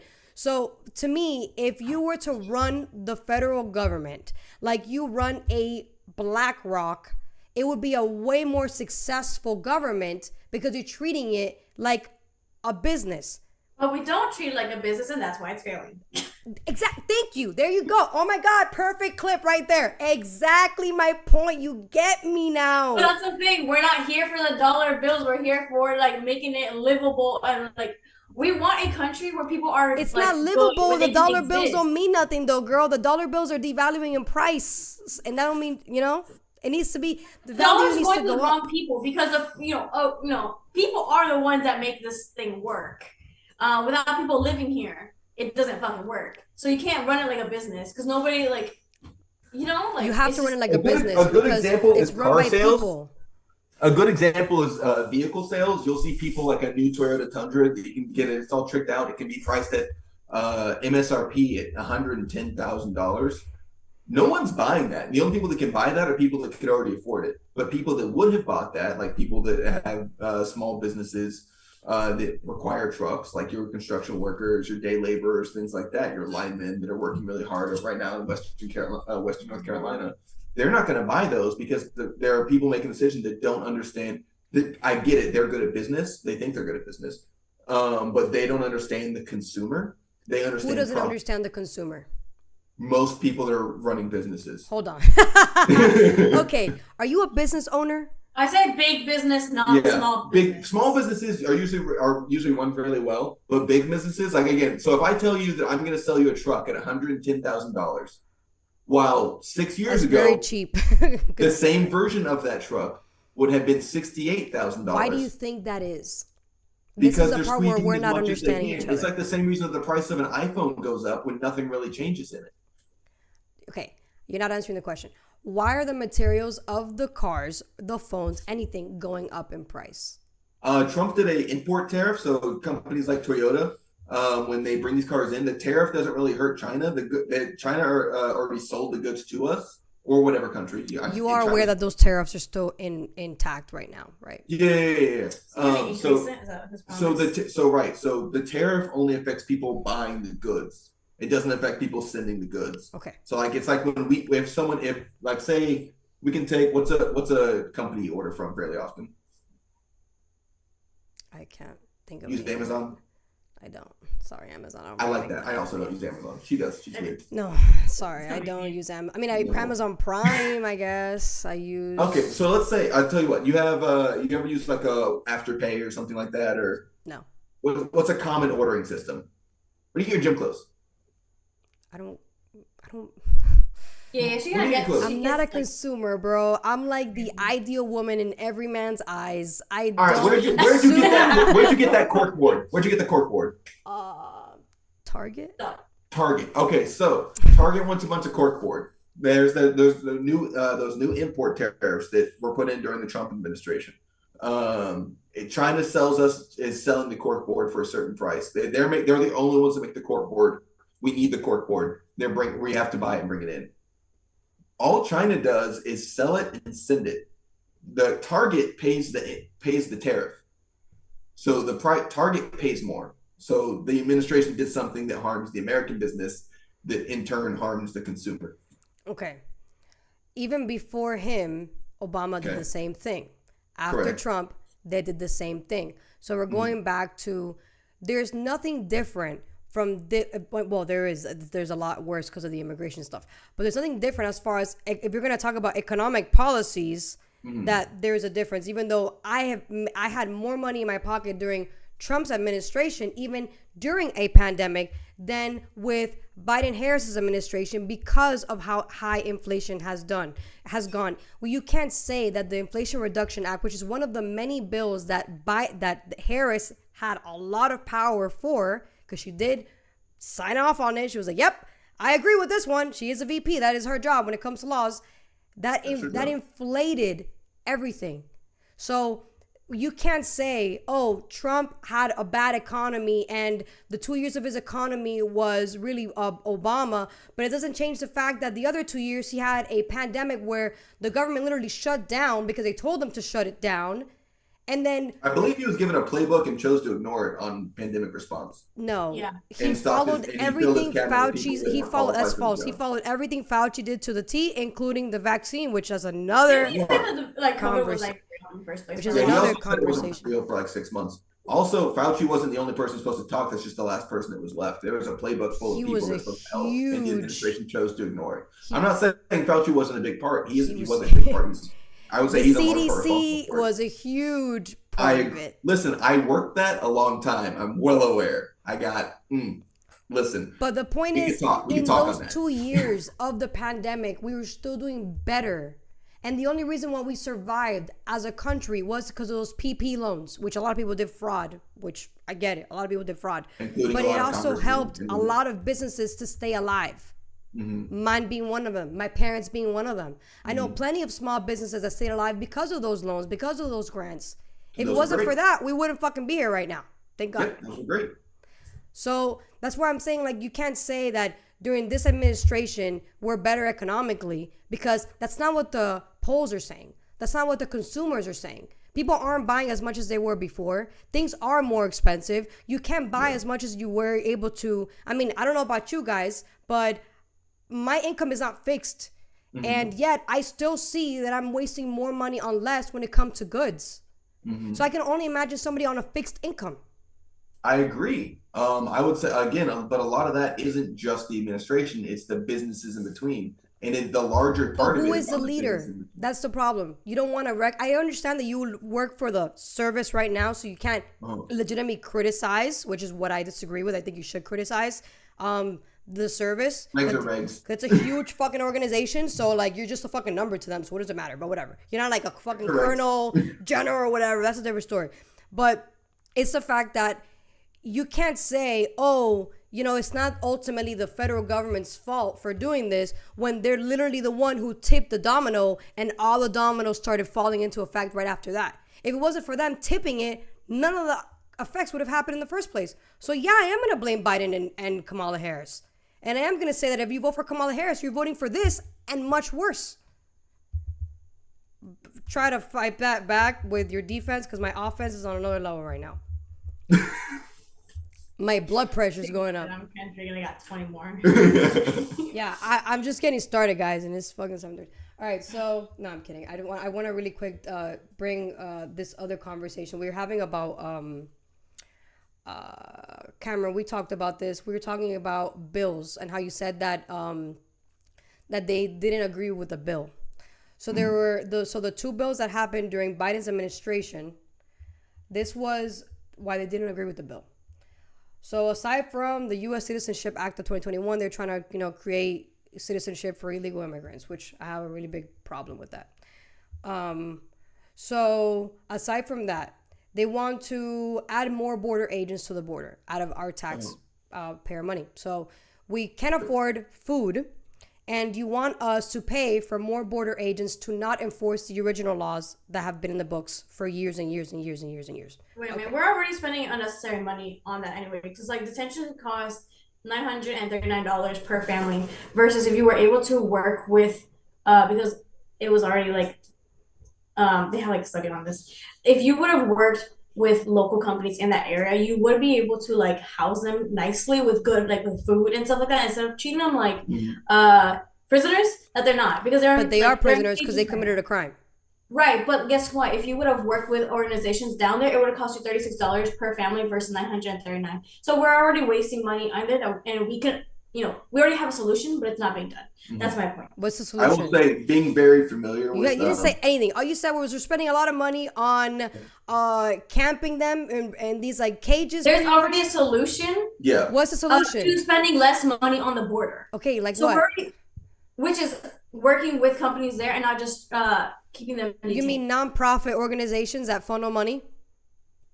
I would say more so like local businesses that are like, oh, you guys need to put people in houses. I have cheap houses. I can put them in there. I So can you're build this saying stuff and have that a warehouse. people that own property who are meant to make money off those properties are supposed to be these humanitarians. They're supposed to house No. illegal No, immigrants that's in not this what I'm country. saying. humanitarian. That is We would be- humanitarian.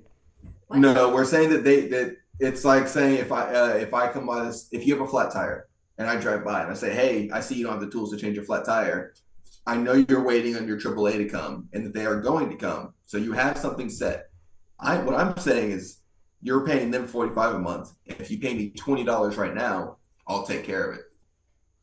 So it's opportunistic entrepreneurship Yeah. is what she's talking about. So it's Where are saying, they she's saying going- that there are people that are business owners that would take advantage of the situation, not for humanitarian needs, but Capitalism. because capitalism.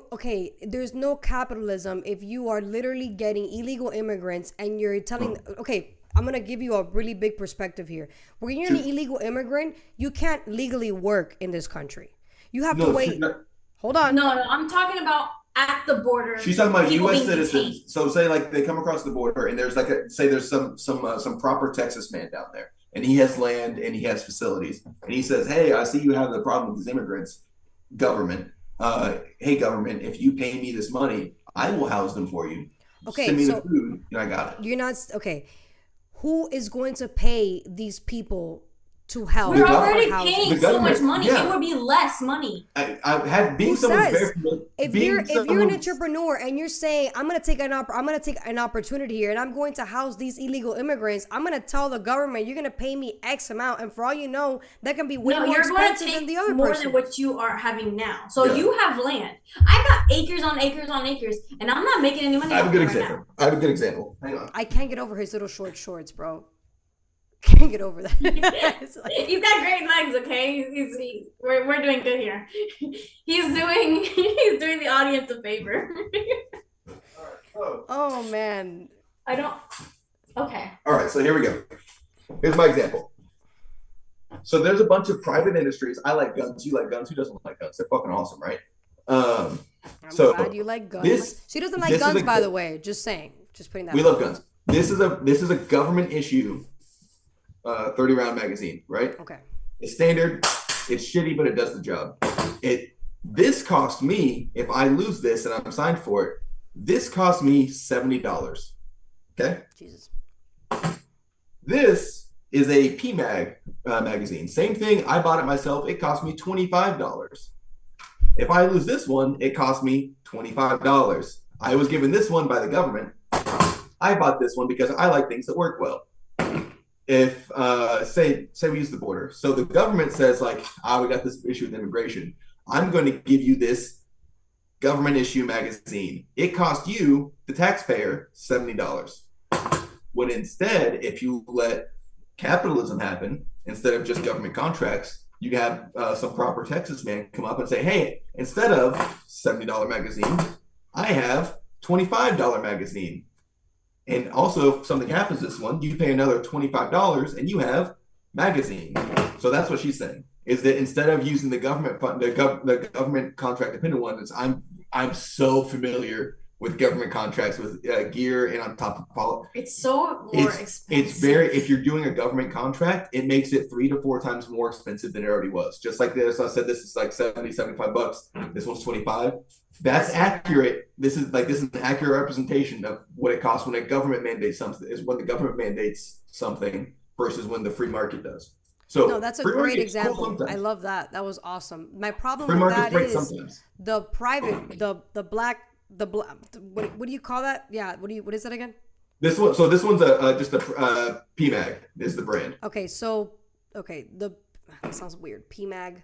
All right. I'm just going to put the black case thing that you were just saying. Okay, so Black Mag. Yeah. Okay. So the black mag is right now nonprofit organizations. So that's already No, a it's not thing. nonprofit. This is a for-profit company. I know, They want to but make money. the idea that you're talking about is already happening just with non-profits, not with Yeah, she's not private talking. citizens. Those are the Wish magazines. Those are the Wish.com AR magazines. We don't like those. They break. They're there to do a cool thing. They're there to help, but honestly, they can't do enough because they don't have the structure, which is a whole thing that we can get into again. But this is a for-profit black mag. This is there to make money because there's an opportunity to make money because it sees $70 mag, government GI issue mag. It sees the GIU and it says, "Hey, I see this. This is kind of shit. You're paying a lot for it. I can still make money, and you can spend way less money. This isn't for profit. This guy's trying to go home and pay off his new 110,000 Toyota Tundra." And like the study has already been done, and we're not talking about a few dollars here and there. It's like per family, it's $36 black mag versus government of 939. So we can already, that is so much money that we could be saving. Plus, it's better conditions for those families because again, they're not criminals. When you go through deployment, it's not a criminal charge. You're getting deployed. It is we're moving you. So you're being came here illegally, therefore you are a criminal. Even if they're in the process of coming here legally, they're put in the same place. That is not true because I came here legally and I was not put in a cage.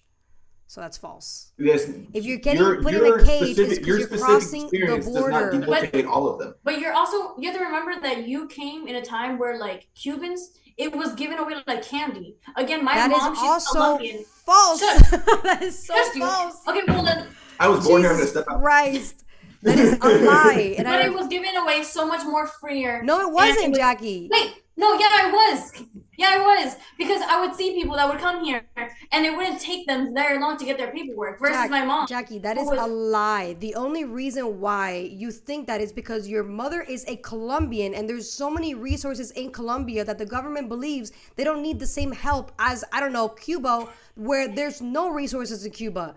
Look at what you're comparing it so to. It already is a difference. There's a reason, but there's a difference. The reason is justified because we were starved. But there's already to death. a reason. I mean, other countries don't have it as easy as people that don't have the resources. Okay, but you're missing the point. The reason why we have it easier is because we don't have the same living capacities as somebody who is a Colombian or a Bolivian or a Peruvian. Why do you think there's not many of y'all here? Because there's no reason for you to come here versus a Nicaraguan, versus a Cuban, versus a Haitian, versus a Mexican. You have to think about it as far as resources. Does that country have enough resources for the citizens to stay there? Or are they shit and they have to leave like Venezuela right now? That's why it's easier. And by the way, right now, it's not how it used to be. Just to give you a heads up, just for the audience, because people are going to see this usually afterwards. I came here legally because my father threw himself in the ocean to come here. He did it multiple times, so he finally succeeded, and it was wet foot, dry foot at the time. Therefore, that was a law that was made that legalized him to come here. So it's not illegal because it was wet foot, dry foot. It was a law that was put into place that Obama removed. But aside from that, even though he came here legally, over a border, swimming over a border, it's not the same thing because there's a law that if you're going to cross through the border of Mexico, you need to literally go through port of entry, which they're not doing. So that's another conversation. Let's go back to the Cuba thing. So Cubans, they touched land. They came here legally. All right. That's not it though. They need to prove. They get citizenship if they just touch land? No, dude. No. That's why I was saying that. That's awesome. Jackie, you are lying on live television, on live video, and this is Married Truth Talks, not Married Truth Lies, so I'm not going to, that's not true. Cubans did not have it easy to come here. It was very hard for you to claim political asylum. It's not like how it is now. Anybody can claim political asylum by saying, oh, I have had it really hard in my country, therefore here. That's not how it used to be. You actually have little documentation that would take years for you to come. And then for me to come and become a citizen, it took me over 10 years to become a citizen. So this idea that you have that because I'm Cuban and my family is Cuban, that it was easier for us to get our papers is flawed. Now it is as a Cuban, is that based on your not back then. What? Is that based on your experience? That's based on the laws that happened during my time when I got here in 2000, and when my dad came here in the 90s. That I'm based off of laws here. So then, just because I'm fairly ignorant of that region of the world. Sorry, it's not much to it anymore. So it's all right. It was more fun when it was a capitalist country. So when Cuba got fucked up because of us, right? Like that was like we fucked Cuba up. No, Cuba got fucked up because of the Marxist Communist Party. That's what Cuba got fucked up. Who? Cuba was Did- actually did he do that? making a lot of money through I thought the American CIA came out and companies. said that they like started that, like they destabilized it. Who? The CIA. I mean, again, that's all conspiracy. The CIA. I No, don't like know. after 75 years, it comes I out. think I think that was declassified. That they were like yeah, that Shea dude. We got him. I We put him mean, in. there was conspiracy that he may have been a plant for the CIA, just like Osama bin Laden. This is me genuinely asking. I don't know. But- I don't. The idea that Cuba got screwed over economically because of America is a lie. Cuba got screwed over because of the Cuban leaders in Cuba. What I will say to viewers, if you're thinking about joining, you too can join special forces and you can destabilize countries like we did. It's that's Alright. something we do, and that's something we did, and we do. I can't say that. Allegedly, that's something we did and we do a lot. I'm gonna put these mags away before the kids play with them. Right. Right now, a Cuban can cross the border and they can easily and it's not gonna be hard for them to get political asylum, even though they're not actually asylum seekers. Back then, you had to be a legitimate asylum seeker to claim political asylum. Now you don't. So now any Cuban, now is when it's easy to be a Cuban, not back then. Back then, it was very hard for you to legalize yourself into this country. It took me, I think it was like 5 or 7 years to become a resident of America. And then I didn't become a citizen until I was 17. So, yes, go. The CIA organized an operation in which it trained and funded a force of exiled counter-revolutionary Cubans served as the armed wing of the Democratic Revolutionary Front, known as the Brigade Democratic. 2506, following his election in November 1960. President JFK, blah, blah. Yeah, I actually really like JFK, man. But, he said that he was going to expose secret societies and he got shot in the head.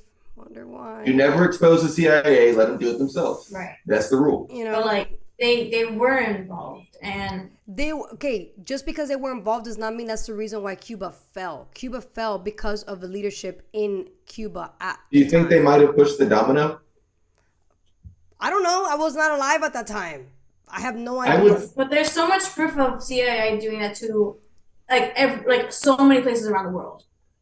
I will say if Biden pushed the domino to make the economy bad, then the CIA definitely pushed the domino to make Cuba bad. Sure. Okay.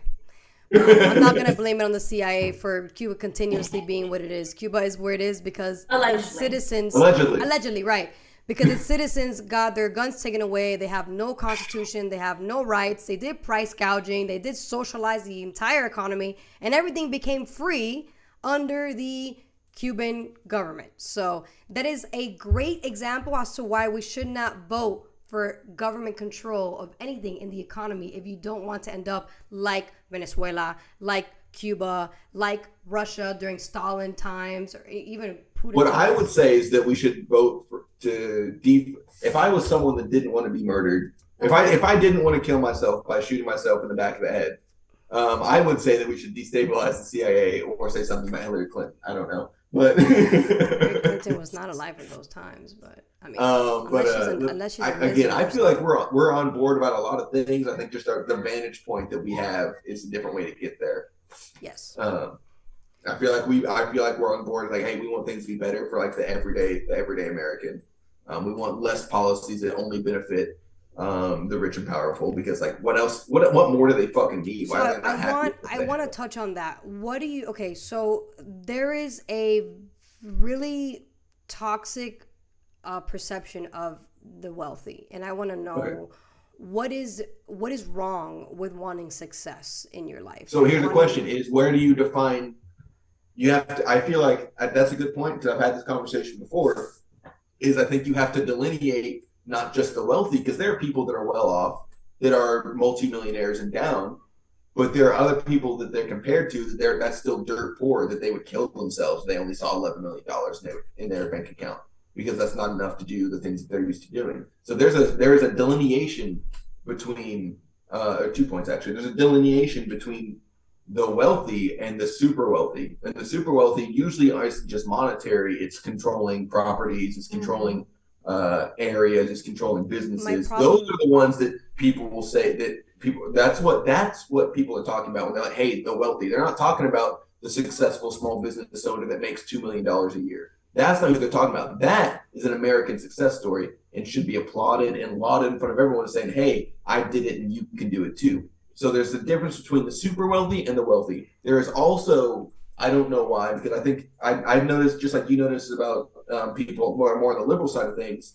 I noticed this, and a lot of people do about people that are more on the conservative side of things, is that you will have someone that lives in a trailer that will talk shit about liberals or whatever because they want to tax the wealthy more. Because generally there are a lot of impoverished people that don't see themselves as impoverished people, as non-wealthy people. They see themselves as temporarily inconvenienced to wealthy people, like they're somehow going to step into the amount of wealth that the people that they vote for are like it's a fever dream, like they're going to step out of being poor, when it's not. Which, I get it, is sometimes when you're in a really bad situation, you need to keep getting through it day to day. You have to dream and believe that you can wake up the next day and it will be better. I mean, dreams aren't going to take you anywhere without action. So you can dream all you want, but if you don't do anything about it, then it's just going to stay exactly. A dream. But there are a lot of people that will be like, no, I like voting for Trump because the liberals just want to take everyone's money away.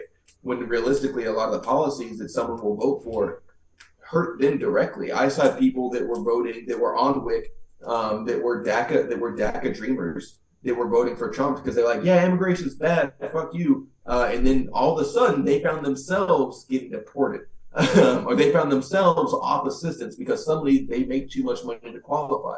So I think that a lot of the times people are not well informed enough about not just who they're voting for, but the policies that that person wants to put in place are. And I think that's very important. Now, back to what you said, again, it's not just the wealth. It's when people say like, the wealthy are a problem. It's not saying that like a rapper that makes a couple million a year. It's not saying the small business owner. It's not saying that a football player, that these guys are the super wealthy and you should take these down. Again, it's the super wealthy, that people that if they sold 4 businesses and that crashed and burned tomorrow, they would still have enough money to start 4 more because of everything else that they own. That, like, losing $1 billion, would they blink at it? But they'll be fine. Okay. Those are the people that we have an issue with. But, okay, my question is, why do you have an issue with those people?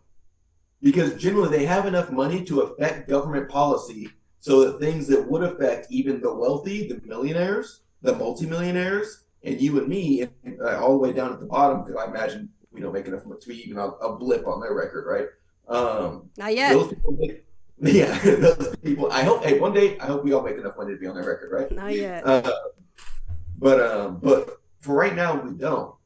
But those super wealthy are able to affect policy. That's not like, so saying free market, that's not free market. They're controlling the market. I'm talking about lobbying. Lobbying. All of that, that's bad. That's real bad. You should not be able to, I see, again, a lot of experience. I agree with you. You shouldn't be able to lobby. A lot of experience with government bills and expenditures. There are certain things we have. I have a Verizon USB cable that the government wanted to charge me $70 for because Verizon lobbied for a contract with them for Wi-Fi pucks for us to take, whether we're in country or overseas. And it would cost me $70 to replace a $4 USB Type-C cable because that's what they lobbied for and that's the contract they got. So that's the people, those people, when you're talking about a free market, those people are actively taking away the free market. They're making it to where they're the only ones that can, not only are they the only ones that can play, they're the only ones that can win. And we get little victories here and there to make it feel like we're doing something or like we matter in that scheme of things when there's realistically no shot. I definitely agree with you that we should stop lobbying. But I don't like the idea of bashing on wealthy because wealthy is a term and anybody's what is wealthy to me is not wealthy to you, right? So, for example, we could find a different term that we agree on, but I feel like I was. I think what you're talking about is not wealth. I think what you're talking about is elitism, which is what my issue is. Elitism, hoarding. I'm elitist, so elitism for sure. Bad. Elites are bad. Hoarding is bad. So we could. What is that? Hoarding? Like hoarding. It means you're taking so much, like you're taking in more than you ever could. something. You're If talking anyone about has like to go- greed. You're talking about greed. Greed. It's like a good term is a dragon's horde. So I saw something the other day. It was a one-off article about how someone was complaining. I call the super wealthy. You call them elitist. That they were conflating them to dragons that are terrorizing the countryside. Like they take so much that they're not going to do anything with. They're buying up land. They're buying up businesses. They're buying up ideas. They're buying up what's that thing when you get a certification that no one else can say? They're buying up patents that they're not going to use. They're not going to touch them, but they just want it so that other people can't have it. So they compared them to dragons, and that's not a good idea. It's like it may feel cool to be called a dragon by someone else, but when you look at it, it's like, hey, we're gonna fucking kill you later. It's not cool. You spit out fire. You're a reptile, and you have wings. Exactly. All the three things But that there I are don't people like. that see that and they think, yeah, that's cool. I want to be Smaug from Lord of the Rings. I want to be the dragon on the mountain. And you don't want to be that person because everyone else fucking hates you. And when you're the dragon on the mountain, you're alone and you'll die alone, which hopefully most of them do. My problem though is that this idea of tax the rich is flawed because Go on. they're never going to lose because they are rich. So what you're really saying is tax the middle class.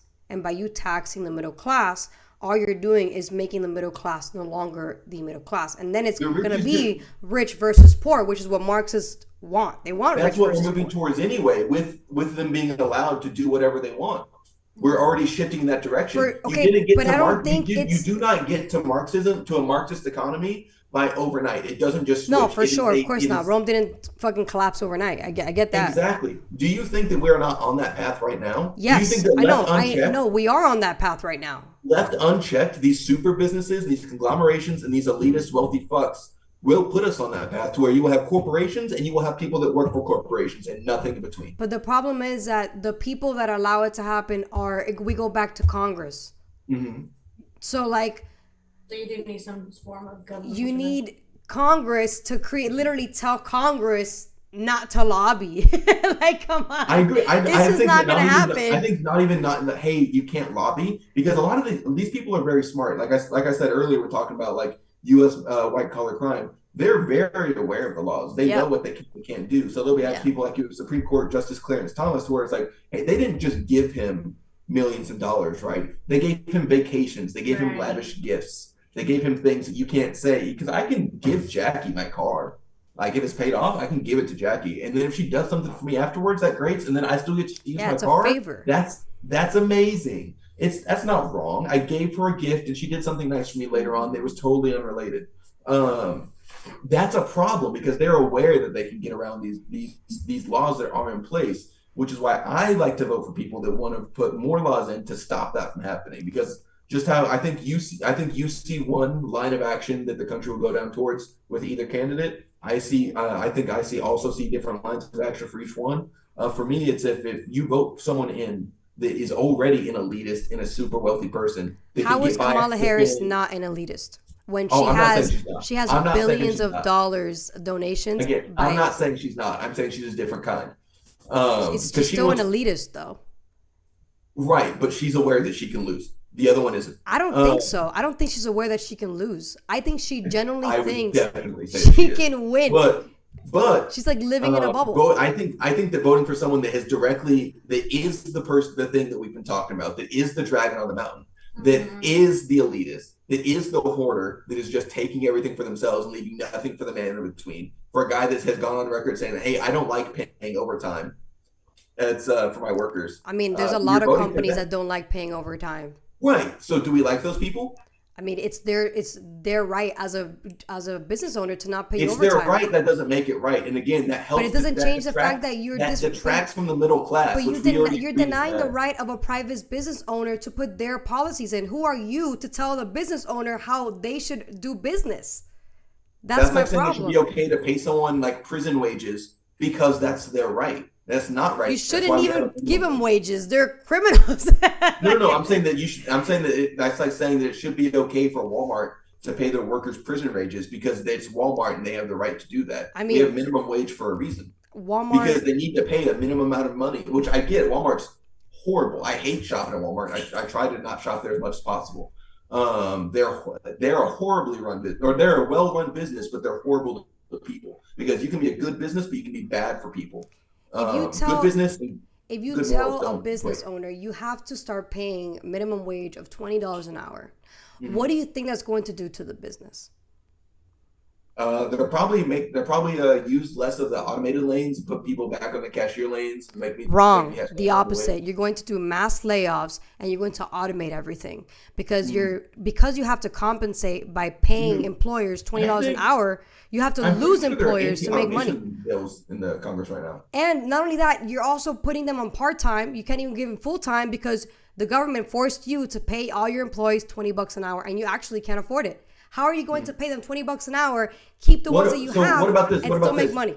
What if instead of doing that, we just paid the executives less? No, because why not? That's okay. How is this a free capitalist society if you think the government has a right to tell private business owners what they should be getting paid? So how do you solve this issue then? Because this issue's only getting worse. If we Yeah, don't put any laws on it, we won't You fix anything. stop printing money. In fact, you tell That all won't the stop it. congressmen. The issue You're isn't just printing starving money. Yes, the it people is. bottom. If you go back to old school economists, they will all tell you the same thing. Inflation is created because we are stimulating the economy by printing money. That is a fact. You can literally, Milton Friedman talked about this. All the old school economists back in the day in the 60s and Do you 70s, think that they're printing money for the everyday American? they're printing money because they For who? literally are obsessed with printing money. They've been printing money. No, they're printing money to be able to that way these corporations that are the ones that are demanding these rates and refuse to come down because they know that they can lobby to get to have more money printed, to have these stipends put in to get paid more. It's not the everyday American that's the root of this problem. The cause of this problem is these people who want to hide under the guise of free market. When we know damn well and good it's not a free market, it's pay to win, and we're not players. We're just here. Kamala they're paying Harris- to win, and they're going to keep winning. Kamala Harris signed off an Inflation Reduction Act that literally printed trillions of dollars into the economy. Okay, and who benefited from that? Was that the everyday American or was it the No, corporation? it was nobody benefited from that because the majority of the energy is fossil fuels, and that's not for fossil fuels. You created the restrictions on fossil fuels, so you didn't Right, which is benefit a thing that anybody. they're doing because fossil fuels are not infinite. We're going to run out of those. So we That need to is start false. making- There is no data It's to back true. that up. How In many fact, okay, there is so- no so data. how- no, Hold hang on. This is Hold on. basic. I'm No, gonna no, give no. you a fact here, and then you're gonna fact check me. There is no Okay. data that has proved that carbon emissions have actually skyrocketed in over 20 years for us to even put That's a fantastic. I'm tax not on fucking carbon. talking about that. Do you have an infinite amount of money in your bank account? Not yet. Hey. All right. So we Clip. don't, right? Fossil fuels are just it's a global bank account. Eventually, we're not going to have what we need to run all the machines that need to be run on fossil fuels. That you can tap a resource. The idea behind all these energy efficient things isn't just to like make money for corporations. You need to have these as a backup. I don't have in my medical aid bag, I don't have something in there. I don't have just blood. I have other things that work too when I run out of this thing. I'm going to run out of blood to give people eventually, but I have other backups to give them and adjuncts that will help make that run longer, which is something that I don't know why, but people say fossil fuels. And they're like, oh no, they're going to take away my truck tomorrow. They're not going to take away your truck tomorrow. What they're going to do is they're going to give you things to make that run longer. They're going to put in a program that way you can hybridize your truck so it can still run on fossil fuels and those fat fucks can still get paid. But then when they're out or when prices of gas is too high, you can hook your shit up to the dryer outlet and still drive to work and back every day or to the store to get groceries for your family. Fossil fuels are a finite resource. And just because something may not run out in our lifetime, I know you don't have kids yet, but we do. Just because something might not run out in our lifetime, it might run out in theirs. And if it doesn't run out in theirs, it might run out in our grandkids' lifetime. That's And not it's a incredibly reason. selfish to be so short-sighted to where you're like, I don't care. That's people 2, 3, 4, 5 generations down the line for me.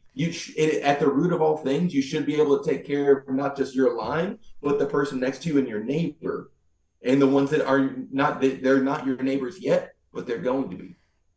We're not going to be able to do cool deep space travel off of fossil fuels. We're going to have to find something else to make that work. So we need to expand. When we hit a population cap on the planet, which we're traveling towards, especially with the way that if If Not say America climate change without not America, not America. America say is climate change down on birth isn't rates. real, and that every recent change over the past like 100 years of weather Climate is just change a has natural thing. always That been a means that- thing, though. Right, but say climate change isn't real and that the weather's just changed because that's what's going to happen. Then at some point, to survive as a species, we're gonna have to be able to get off this rock for a hot minute or two. And we can't do that on fossil fuels alone. If we did that, the planet would be depleted in a couple of years with less than a fraction of the population getting off world, and definitely not enough to sustain the species. So it would be in everyone's benefit to be able to have a sustainable and renewable resource. We can find a way to make water power work. We've been doing that for a while. We have the Hoover Dam that proves that works. You'll have nuclear power plants that are halfway powered by water flow. You'll be able to have wind turbines that are able to put out more energy. But for some reason, people that fossil fuel lobbyists will put the kibosh on those programs going forward. Because I get it, they're not great right now. You didn't get to a car by jumping from the wheel to an F-150. You had to get to the Model T in the middle. So you have these fossil fuel companies that are lobbying to stop the human progress, to be able to go forward and do cooler things that would enable a more free market. Imagine being able to decide what kind of electricity you got or what kind of car to get, instead of just being forced of like, man, I guess I'm going to the fucking Shell gas station today. It'd be more of a free market if we were able to stop fossil fuel lobbyists from stopping anything that would make them even a fraction of a cent more, and just allow companies to be able to continue to progress their research and make more money. That's not what they're doing.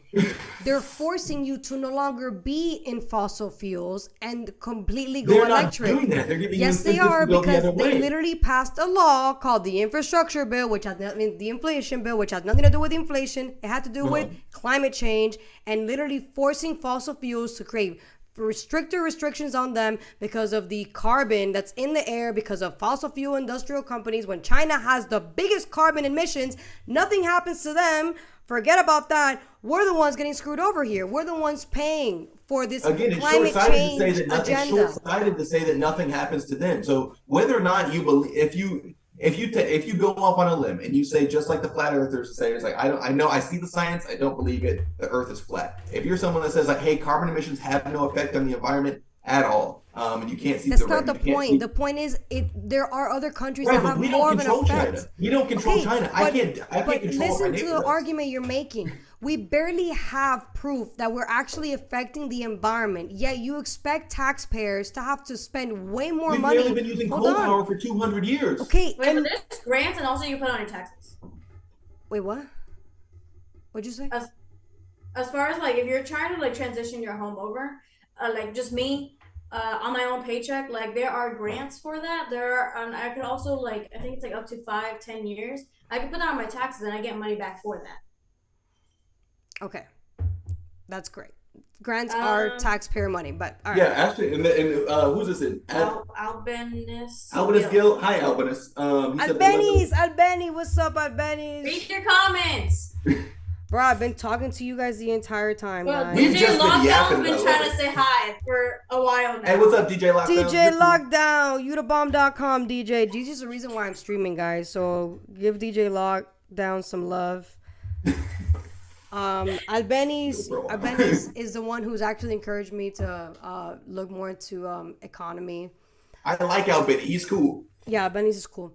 So my problem here is she allowed the Inflation Reduction Act to literally stimulate the economy by printing more money on this climate change religion that the Democrats want to go off of now. The problem is the majority of the infrastructure right now is on fossil fuels. We don't have an infrastructure on electricity, and you're forcing people to literally stop living the life they've always been living and pay for this new life that the government believes is better for us. My problem now again is, why is the government thinking it's their authority to tell me how to live my life? If I want to live on gas my entire life, I should be able to do that. If I want to live on electricity my entire life, I should be able to do that. But don't force me to choose one or the other. There are houses in these big metropolitan cities that are in the middle of a downtown block that the city is forced to build around. You can choose to do that. It makes it harder on you and everyone around you, but that is your right as a person. But that's not what they're doing, though. They're trying to What they're mandate us. doing is for new things being said. It's not saying I'm going to steal the gas oven out of your home. It's saying, hey, new homes have to be built this way because this is more sustainable for everyone. Yeah, You and can by choose, doing and that, then you're you- making it more expensive for the consumers who have to buy it.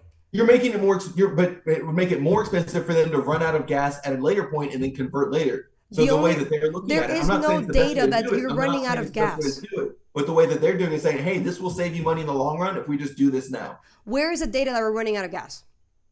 Where's the do? Where is the data that we're running out Any of? natural resource is finite. Every natural that is That's that not- should be based. that's not data. That's true. That That's is a not data. base understanding. Wait, hold on. Since nobody's reading the comments, I am. Hey, Yes. Steven! Steven, what it do? Oh my God, we're gonna go on a live with Steven soon. I That's believe. cool. I'm gonna be in the comments. I believe All it's right, gonna so, be Yeah, November. you can wrap this over. Okay, so yeah, you want to read your comments? I fuck with Why am I nuclear. reading your comments? Yeah, Looking nuclear. Fuck. at Yeah, you nuclear, yeah. guys here, guys. Yeah, I actually just heard. I was listening to this video on nuclear, and it was just like if we can just like get off of the stigma of like what nuclear has. Well, It because take ups. Chernobyl. But again, yeah. there's also a lot of Guys, thank you for the comments. I really appreciate it. I am so focused on talking to Kamala voters about how they shouldn't vote for Kamala that I have not paid attention to the comments. I love you guys for supporting. You guys are amazing. And yeah, enjoy this conversation that we're having, guys. Yeah. Oh, But yeah, back to that. So the problem is it's because of you are yeah. printing money for this idea that you believe is better for the future, right? That's what you're saying, because you have kids and you believe that it's better for your kids' future to no longer run on fossil fuels and run on electricity or whatever they're going to run on. The problem is we're the ones paying for it now because inflation will continue to skyrocket because of just that one bill alone. We're not talking about all the other bills on top of that bill. We're not talking about the one with Israel and Ukraine, and we're not talking about any of that. We're just talking about the Inflation Reduction Act bill. It was trillions of dollars. I believe, if I'm not mistaken, it was $8 trillion spent on that one bill alone that Kamala really hardcore sponsored, and we're the ones who were going to pay the price for it. I tell you what, you're right. Now that's something that happened in the past. So going forward, What? going forward, are you going to vote for someone that's going to continue that, or and put better policies in place that I'm will going to- make that better? I'm going to vote for somebody who does not want to continue spending so much money in Congress. Okay, can you show me the policies that he suggested that would follow that? Well, he didn't get to pass any laws during his presidency because Congress didn't want to do anything. The Democrats were like, no, he's in power. And then the Republicans were like, no, come on. And they were like, no, yes. And then nothing actually ever Right, but happened. you should still have, like, Kamala's put out policies that she wants to put, and these are pages bills of Yeah, they're all proposed super policies. Marxist. They're pretty much telling you, I'm going to Right, give you but does Trump have taxpayer policies funding that he money. put out? Does Trump have policies that Yeah, he's put he out does have that he wants to policies. put out? It's the same Okay, can you show me policies one? he had during his time. He's just reenacting them again, except he's going harder this time on his policies. Except last time he also didn't have or he had a playbook, he ignored it, and he But decided Trump not to do anything. spent more. Yeah, Trump did spend more than He this, had a this- pandemic where he had to spend more, and that was Congress I'm lying, he spent spending more. We Again, can make excuses for. that's not an the excuse. That is what all of it. happened. He went through a pandemic that hasn't happened since what? After the Civil War, there was a pandemic. When was the Spanish flu? The Spanish flu was the last time we ever had a pandemic. Early 1900s. So that was the first and last time we ever had a pandemic. Federal government didn't do anything about that at the time. This is the first time ever the federal government actually did something about it. And we're just to talk about the pandemic, because I'm going to have that topic. During Trump's administration, they did the whole vaccine thing, which I don't agree with, but they at least allowed the states to make a decision on what they were going to do with their state. Versus when Biden and Harris were in power, they went super cronyism and they were like, no, we're going to use the CDC or we're going to use OSHA to force business owners to vaccinate their I employees. remember that. A lot of my family lives in Texas at the time, and Greg Abbott and DeSantis decided that COVID didn't exist, and then that led to their state. That had is the not most true. deaths. They knew COVID existed. They were They plenty really of denied that testing. anything that anyone put out would help, and that led to that. The biggest death tolls were from there. So what you're saying is that what you do realize that we have better economy in our states than the entire country because of the way you guys handle COVID. You're aware of that, right? I mean, yeah, you mean The places with education is tourism. better during our even in Florida, even our Florida education is terrible, but it was actually improved because we opened schools earlier, just like Texas versus all the Minnesota, California, New York, all the Democratic states. Their economy is still really bad because of what their decisions were during the pandemic. So this is what I like about history right now. We have the first time in history ever where we can compare and contrast leadership in the Democrat versus a Republican. We can compare and that's never We had that in 2012 and 2008. No, because I'm it sorry, was- 2004, Obama had 2 2008. terms. There was no compare. This is the first time you have Republicans 4 years, right? And then you had Democrats 4 years. But then we had a pandemic, and you get to see how each state, depending on whether it was red or blue, how did they work economically? Why do you think the majority of people from New York and Pennsylvania are going down to Tennessee? They're going down to Georgia. They're going down to Florida because we have a better economy here. Because the laws over I there believe it was generally suck. the states that were more red and more deaths too. Yeah. California, everybody from California, they went to Arizona, they went to Texas because they had better policies when it came to their state. So just on leadership alone, the Democrats did a terrible job in leadership in the pandemic. So that already tells you right there who's better in leadership. Just off of just the pandemic alone, Democrats did a terrible job. Shutting down schools for over a year. You delayed the education in the school system that we're paying for. Shutting down businesses, a bunch of businesses in Florida have died, but not as bad as. I believe they had PPP loans. They also put out PPP loans to help those Oh people. no, right? they did PPP loans. And I remember a bunch of Republican Congress folk taking advantage of that, and then also saying that they shouldn't give out PPP loans. I mean, yeah, there's gonna be Republicans that are gonna be like, no PPP loans okay. because that's how Yeah, they would say no PPP loans after they took out PPP loans. I don't know why I thought that was a cat. That was a Kylie. That sounded like a cat. She's Don't eat that. Don't eat that. I'm pretty sure it's the dog. Yeah, I got my mom and stepdad here, and they brought their dogs, and one of their dogs is a cute little boxer. He likes to eat things. So if you were to look at just leadership, you can't deny the fact that Republicans did a way better job during the pandemic than Democrats did. I think it would depend on in what regards. Economy. I can say I did not what get people sent care to- about, Cameron, is the Yeah. economy, the education of their children, Yeah. and security. Republicans did a way better job in those 3 than Democrats did, and you can't deny that. I don't know if you were hearing me because you were too busy having a conversation between both of you. Did you hear what I said? Yes. What did I say? You're saying they. Let me make sure that you were actively listening to what I was saying. What did I say? Paraphrasing. So the baseline that the Republicans did better because what we should care about more is the economy, not the amount of Americans that died because of their lack Americans die every single day. of action. It doesn't mean. Wait a That's- minute. That's You a like bold statement. That hang is on. literally that your You like argument your ass is after you the shit. Republicans did better because they didn't care about how many deaths happened, as if death doesn't happen all the time. Deaths happened in the Democrats as well, and they had hardcore Yeah. laws. So what are we talking about?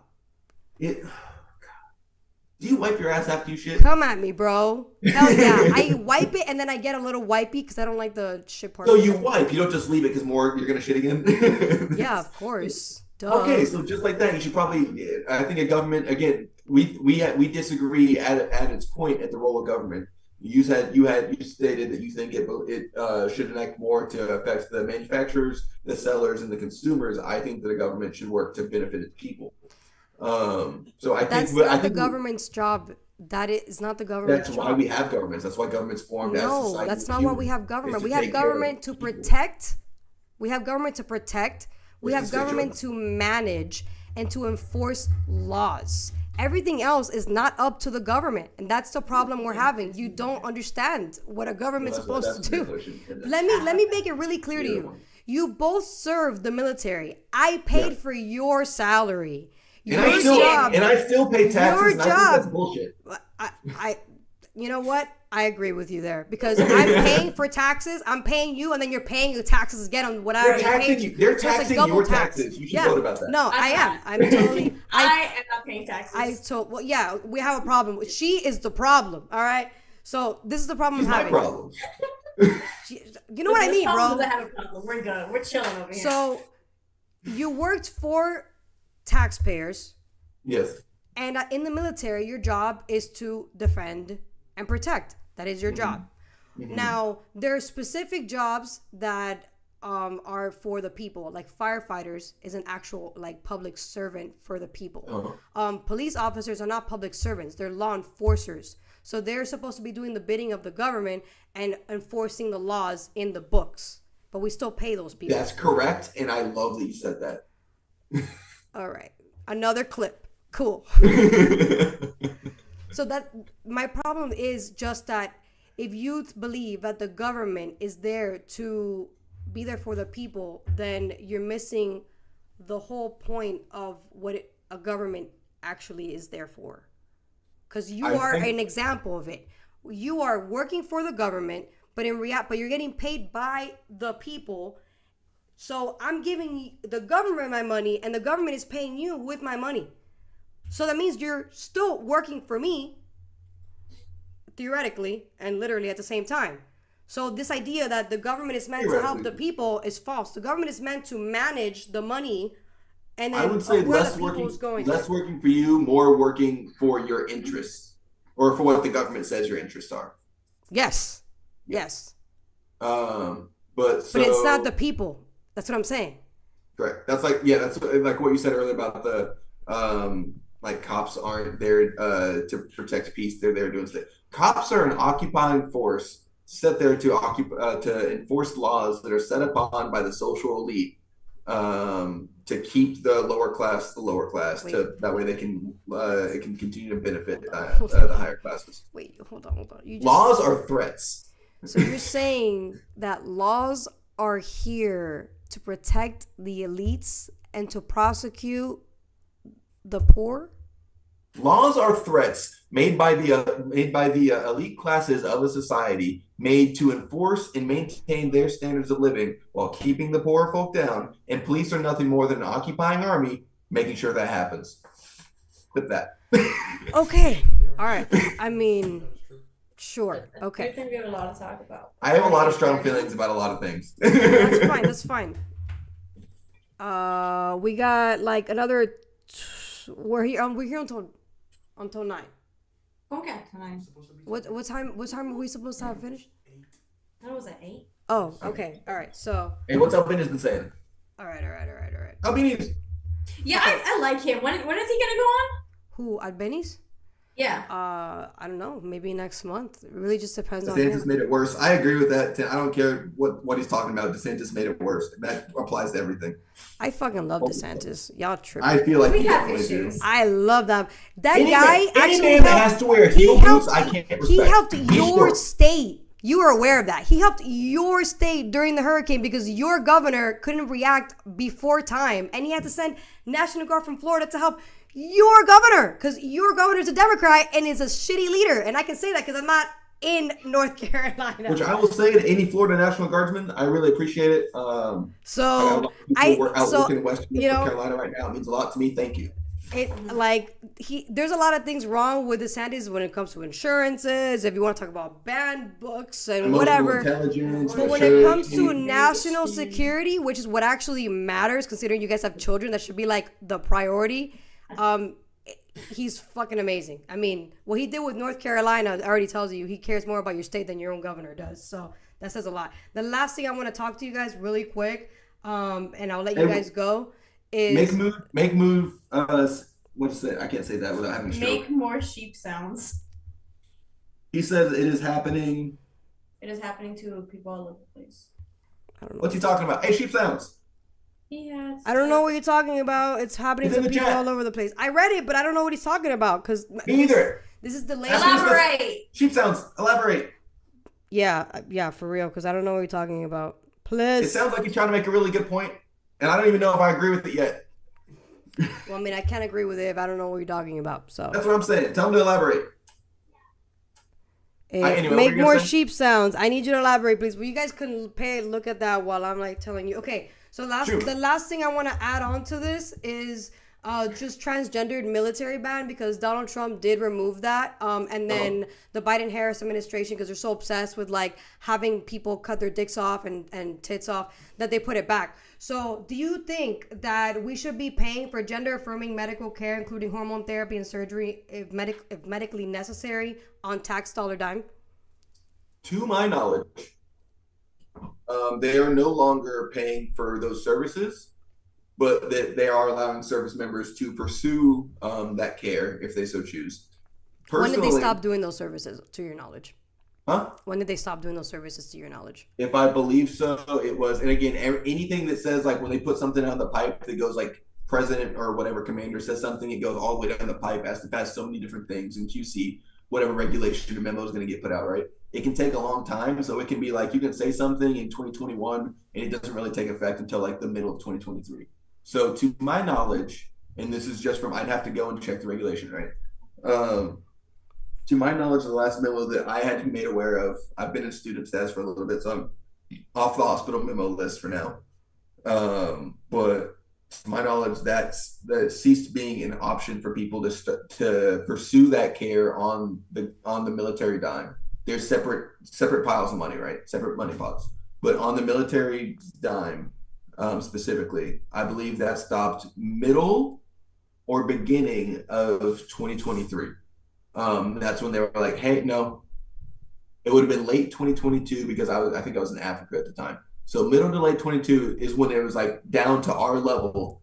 Hey, you can't do this if you want to anymore. It was a very short time limit to when you could do that on the military time. And I believe it was maybe dozens of people and not even that many when it compares to service. Now we can, I'm not going to say that like whether or not they should or should not do that, because for a while we were paying for breast enlargement for service members or their spouses to make them feel better. We're still doing that. I support that. Yeah. I don't generally, it depends on how much it costs. I don't give a shit because I've been in the Army for a while. At the end of the day, I want someone that's going to show up to work and do their job, which it's kind of like when you have people like, oh, I don't think women belong in the military. A lot of the people that were active duty or in the military or ancillary to the military, especially if you've never been in the military and you think women shouldn't be in it, you're not allowed to speak. I don't think they should be in active combat, that's for sure. It depends. I've seen women do more than I've seen a lot of women do more than a lot of men could ever hope to. I can't believe you just said that. Listen, I love you as a friend. Don't ever say something as stupid in front of me. But it's hey man, that's the truth. We are more valuable than men are. We create life, therefore we should not be going. But so I don't. If someone has something like they want to change their name to something else, as long as you show up and you do the job and you're still proficient in your work, and I can still count on you to do what you need to do, I don't care. Because at the end of the day, a lot of people that are active duty or reserve or National Guard or people that are not even brave enough to, that have not brave enough, that's not polite to say. People that have chosen to do something else, but people that have not stepped up to be like, hey, I'll go out and I'll put myself in I'll take on the possibility of putting myself in harm's way, because there are a bunch of people that serve that don't get to go to combat, that don't get to do anything that's super crazy, but they said that, hey, if it comes down to it, I might do it. But you'll have guys that are active duty that can't pass a PT test, that don't know how to do their job, that aren't really good at anything, and all that are in themselves a waste of taxpayer money. And honestly, I wish to God I could process them out of the Army in less than 72 hours, but I can't because that's laws and regulations. Those are usually the people that make the most stink about anyone that's not them getting any sort of perceived special treatment. So if I have a buddy who for years that I've known, his name is Jeremy, and he comes to me, he says, hey, I'm going by Sarah now. As long as Sarah still shows up to work, I don't really give a shit. I'm going to be honest. As long as Sarah's still getting after it on the range, as long as Sarah's still showing up to my training, as long as Sarah's still making sure that other soldiers are getting the help they need and getting the training they need in order to be proficient, so that we can maintain our warfighting proficiency and keep being able to go do what we need to do, whether that's go overseas and do some fun shit with bombs, or even stay here in like the National Guardsmen and National Guardswomen in Western North Carolina and just helping the locals. As long as they're still able to do that, I don't give a shit. That's all I have to say on that. Someone's going to pay for something, whether or not the people are paying out of pocket. It's not coming out of the military money pot. It might come out of a government medical pot, but that's a whole different thing. And at that point, you really have to get down to the nitty gritty of like what procedures are worth it and what procedures aren't. And sometimes the cost of doing it on the civilian side are way extrapolated versus what you can do it on the government dime. So you can have a surgery that would cost maybe like a $30,000 on the civilian side, costs maybe $5,000 on the government side. So sometimes it's just better on the economy in general to do it on the government's dime. But again, as long as you're showing up to work, you're getting after it, and you're putting in work, more proud to you. If you have a mental problem, are you allowed to join the military?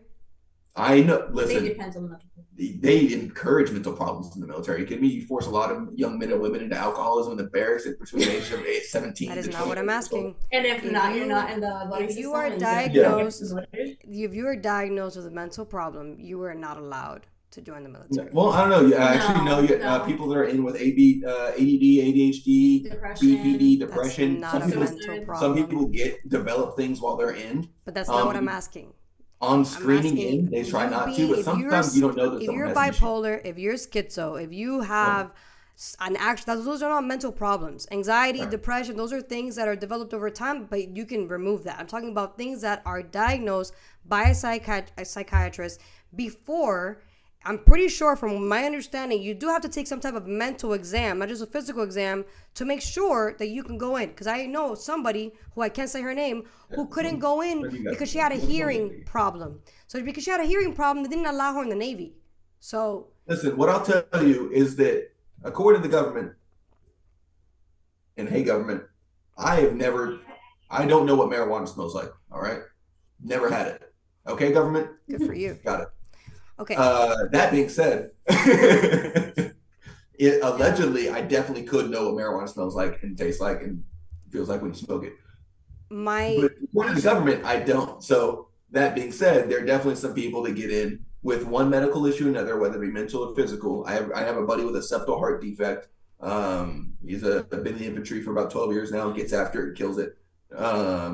Every day he works real hard. Septal heart defect still gets in, and the government knew about it and let him in. So I think that it depends on when you come in and what the service looks like when you're enlisting, and then what the needs of the service is when you enlist, over what they will qualify and disqualify And you then on. also the job that you're trying There to are people that used to be disqualified for having like a slightly arched back. There are people that used to be disqualified for having flat feet. There are people that sometimes you get disqualified for having bone spurs, whether or not you had them. And so depends on what the mental disorder is. Like we didn't allow people in that were colorblind. We didn't allow people in that had ADD or ADHD. But as we learn more and more about these things, because at the time, ADD, ADHD, we didn't know a lot about it. Yeah, but At that's the time, not what I'm talking about. I'm talking about people that refuse to accept what their actual gender and sex are, and they're using taxpayer funding to do gender affirming care because, like you said, it was cheaper on our dime. Of course, anything's cheaper on a dime that you're not actually paying for. We're the ones paying for it.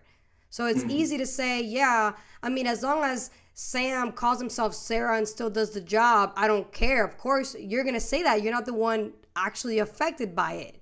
It's people outside who are actually paying for it. So my issue is, why would a federal government allow taxpayers to pay for transgendered affirming care? How is that going to strengthen our military? The point of a military is for it to be strong enough to fight our adversaries and to protect the homeland. How is transitioning from a vagina to balls or vice versa going to actually, as a result, strengthen our military? What it does as a result is weaken I have an the answer. military. I have an answer for you. Please. So right now, the military has to make long-term plans for short-term gains and long-term gains, and to apply to maintain short-term losses and long-term losses in regards to personnel count. Currently, we're not in a war. We have not recently been attacked. I currently serve with soldiers who were born after 9/11. They don't remember seeing towers fall, and the drive for them to raise their hand and enlist in the service or commission is they're on a different engine than a lot of those 9/11 soldiers were. A lot of those pre 9/11 soldiers were. A lot of those post 9/11 soldiers. There's a different drive. We're getting different. The military is lucky enough to recruit a new kind of American A every weak day. American. No, it's a different kind of American. We don't have the Colin same Week recruiting is rate we common. did during his time Colin for a Week reason. is wild. These young men and women that I've had the pleasure of serving with are some of the most motivated people, and they don't have the integral "I saw the towers fall, I want my get back." They just go, "Hey, I like it here. I fucking love this country," and I'm going to work for it. I'm going to fight. If you for love it. this Some of them, country, they then might you just wouldn't wanna want taxpayers to be paying for people to transition off of their dime. If you love I this think that's a country, little bit of a wild take. That's like saying you should never but that's want what's taxes actually paid on happening. whatever. You shouldn't be. But sometimes it's to the benefit of the government to realize that for the recruiting populace, which the general age that we try to recruit from, is you start seeing a lot of recruitment ads around the time you're 15, 16 years old. That's when you're really at the age, start pinging of like, hey, Call of Duty is really cool. I like that. And then you get to around 17, 18, 19, and the government is aware that the younger American populace is different now. Yes, they're weaker now. No, they're different. They're super woke. They're super weak. They're super identity. They're all about LGBTQ plus. It's wild. Because these kids that are coming in, they are stronger and faster than I was when I was really, younger. that's why we have a huge rate in depression with Gen Zs and millennials. Again, these young servicemen and women that are coming in right now are stronger and faster than I was, and I was stronger and faster than the men and women that came before me, just like they were stronger and faster than the men and women that came before them. We're getting incredible service members enlisting right now. Whether or not they if they want to be called something else, I don't care. And the government's aware that if they're able, instead of saying like, "Hey, you're different, I don't want you," you're going to get more people being like, "Hey, the government's okay if I decide that something's a little bit different later on." They said they're cool with rolling the dice on me. Different is not this is not different. This is you refusing to accept what you are, which is a man or a woman, and you're choosing out of my money and the people that are in this chat that are listening to us who are also paying taxes to allow somebody to join the military, and as a result, you're gonna get a transgender surgery done off of my dime. Okay, well, what about the people that come in and then get a bonus, and you're paying for their bonus to do a job that's simple? That's different. If they got a bonus because they're doing a good job, then kudos for them. No, what about the people that came in to enlist that way that they could get their college paid for? That they were. I don't agree with that. I don't agree with that. The college knocks it out. I don't agree with that. Getting a bonus, it's the same thing. It's not. It's not the same thing. Amount of money. It's not the same thing. You're spending the same amount of money. And usually it's more money depending depending on the bonus. I have people finishing certain courses in the military now, doing a 4-year contract, getting anywhere between a $50,000 and an $80,000 signing bonus contract. All they're required to do is 1 year, which is great. You come in, you do something. Insane. You've done more than a lot of people that would disparage them for existing. Now, again, the government's aware and the military is aware that they need to pivot from recruiting. The recruitment is pivoted from what it was post 9/11. Mm-hmm. It's a different thing. You're not getting Americans that want to get their get back. We're not in a large scale conflict now like we used to be. Doesn't change the fact that you can. You're recruiting people, but okay, hold on. I want to understand where you're coming from here. You're recruiting so you're saying the government is changing their approach on who they recruit because of the fact that we're not an imminent threat right now.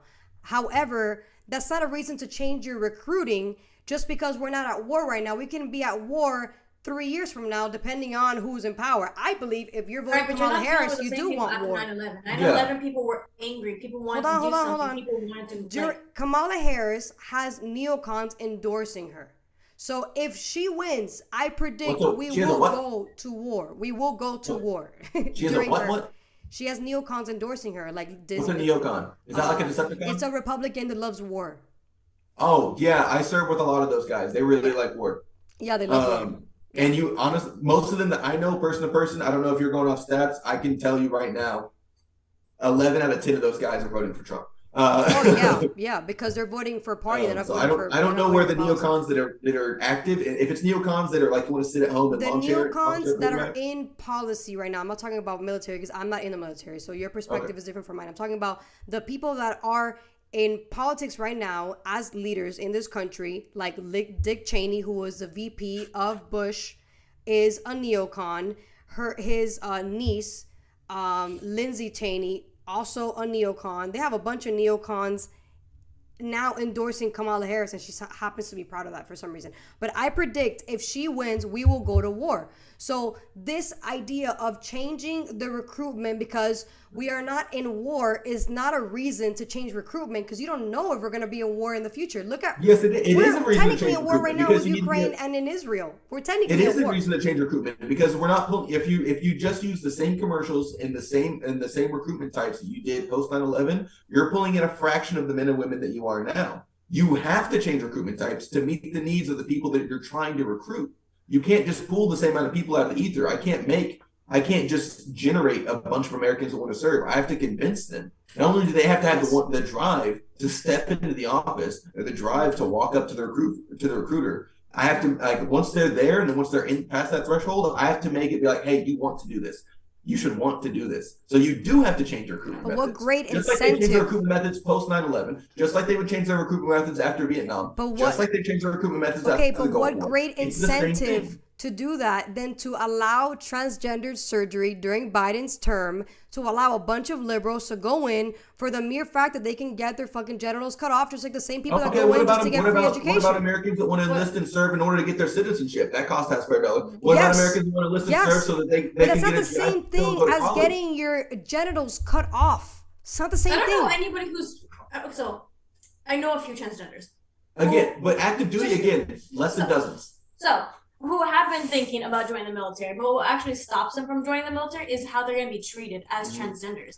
So people are not signing up being like, oh, I could be, an open transgender. No, at the end of the day, we're still talking about like the majority of people are very Republican. They're not liberal for the most part. Thank God. Thank But it God. goes against your argument. Jesus And it's like Christ. people are not signing up being like, Yeah, oh, I if we can't went wait off to of be what in you're the saying, army. you make it sound like there are lines of people that want to go from John to Sarah at the recruiter's office. That's not happening. Where is this coming from? Okay, if you are incentivizing in the Okay. military Okay. that you can now Okay. transition on taxpayer money, what is the objective to that? Simple. I don't want to fucking work out. I don't want to be bossed around. I don't want to have to Then wear why are this. I you don't in the wanna be military treated- if you don't want to fucking be physically fit and be It's able not, to that's not what they're saying. That's like saying that, like, that's just like saying that people that will that are immigrants that enlist and do a contract in order to gain that status, we're paying for that. That's like saying for people that enlist and that way they can get their GI Bill and afford to go to college because they're from an impoverished family. That's like saying that it's bad that they're doing that. Just like people that say like, That's hey, I not can't, the I same don't have thing. to You're train. talking But about it's the same citizenship. cost. And You're you said that talking- the cost is the issue. That's not the point. It's not the cost. You're missing the point. It's the I don't fact. care what the point is. What matters is you get someone that shows up and is willing and ready to work. Clearly, you I don't don't care care. because you're not paying for it. Right, but Like, I'm you don't working care. with them. You're not working with them. You're sometimes paying for it a little bit, maybe a portion of No, the we are tax. paying for it in our income I taxes. care because I'm working with them. Those are the guys that I go. Those are men and women I go to sleep next to and wake up with. So Okay. I care because those are people that are showing up to do the job. At the end of the day, I don't care why someone joins. I care that they show up and they work hard and that they give a shit. That's about not what the I'm people that saying. left and What right I'm to them. saying And is those are people that are showing up and doing that. that's not what I'm saying. My saying is you can join, but I refuse to have to pay for you to transition yourself because you decided to transition when you were already in service. Why should I have to pay for that? Why is there even a policy for us to have to pay for that? How is that going to make you a better soldier? Where is the data to back up that's going to make you a better What's a soldier policy? to fight What's a for me, policy the for getting your taxpayer? citizen going to do? What's a policy for your GI Bill going to do? What's a policy? It's to going to make sure your educate family them is to get better okay. jobs. That's better than Okay, what cool. And what do they do after that? What do they do after that? they stimulate the economy. Okay, and what are the people that do if someone chooses to enlist? Because like I'm not aware of the NILPR message that's come out that says you can if you have an enlistment bonus for getting a sex change going on. I'm not aware of that policy, but if there was and that's what got them in the door and they did their contract, which is more than most, who cares? The taxpayers care. They serve. They just like the guys that show up and get their immigration status changed. They get their citizenship. Just like the guys that show up and get their degrees. Just like other people that show up and they do nothing, but all they did, they got a $25,000 bonus when they first came in for jumping out of an airplane. So that's all they did. Taxpayers paying for that, and that guy did nothing but sit in a cough, sweep, and mop motor pool for 4 I mean, you're 4 training years. to be able to jump out of an airplane. If they send your ass to war, you'll be able to know how to jump out of an airplane. Right, but That's if they way don't, better then what? than having That's to not pay for everybody. somebody. That's not everyone. Most soldiers aren't. Okay, but deployed. that doesn't Most change the soldiers now are fact not that the deployed. objective is for you to be able to go to war and be able to do what you're trained to do. These Right. people are getting their genitals cut off or These people hormone can therapy still or do- whatever, these people can still there's do the no expected job. benefit to that. The problem that I'm having is that you guys are not seeing the outcome. There's no outcome to us paying for this. How is this going to improve the military overall? How is this going to protect me as a citizen? Because at the end of the day, I am paying for this. I'm thinking of it as a consumer. If I'm paying for this, where is my benefit from it? The only person benefiting from it is the person getting the surgery, not me. What's the difference between someone chooses to do that with their service versus someone that just gets a bonus versus someone that wants to go to college versus someone else that just goes, they came in for like, I don't know, to get a felony charge off, because that used to be what we did for post 9/11.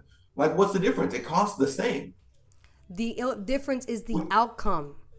The outcome is what? Again, if the outcome is someone got a sex change, if you join the military just to get a free education, which I don't agree with, but whatever. If you join the military to get a free education, at least when you're done with your education that I ended up paying for, you're gonna go and get a job, and you're gonna pay income taxes, and you're gonna stimulate the economy. That is the benefit of that. If you end up getting a bonus because you had a job to do and you did a job, at the end of the day, you still benefit. You still gave me a benefit because I paid for you to improve on your job. There's no benefit for a man to transition to a woman. There's no benefit for me, and I'm paying for it.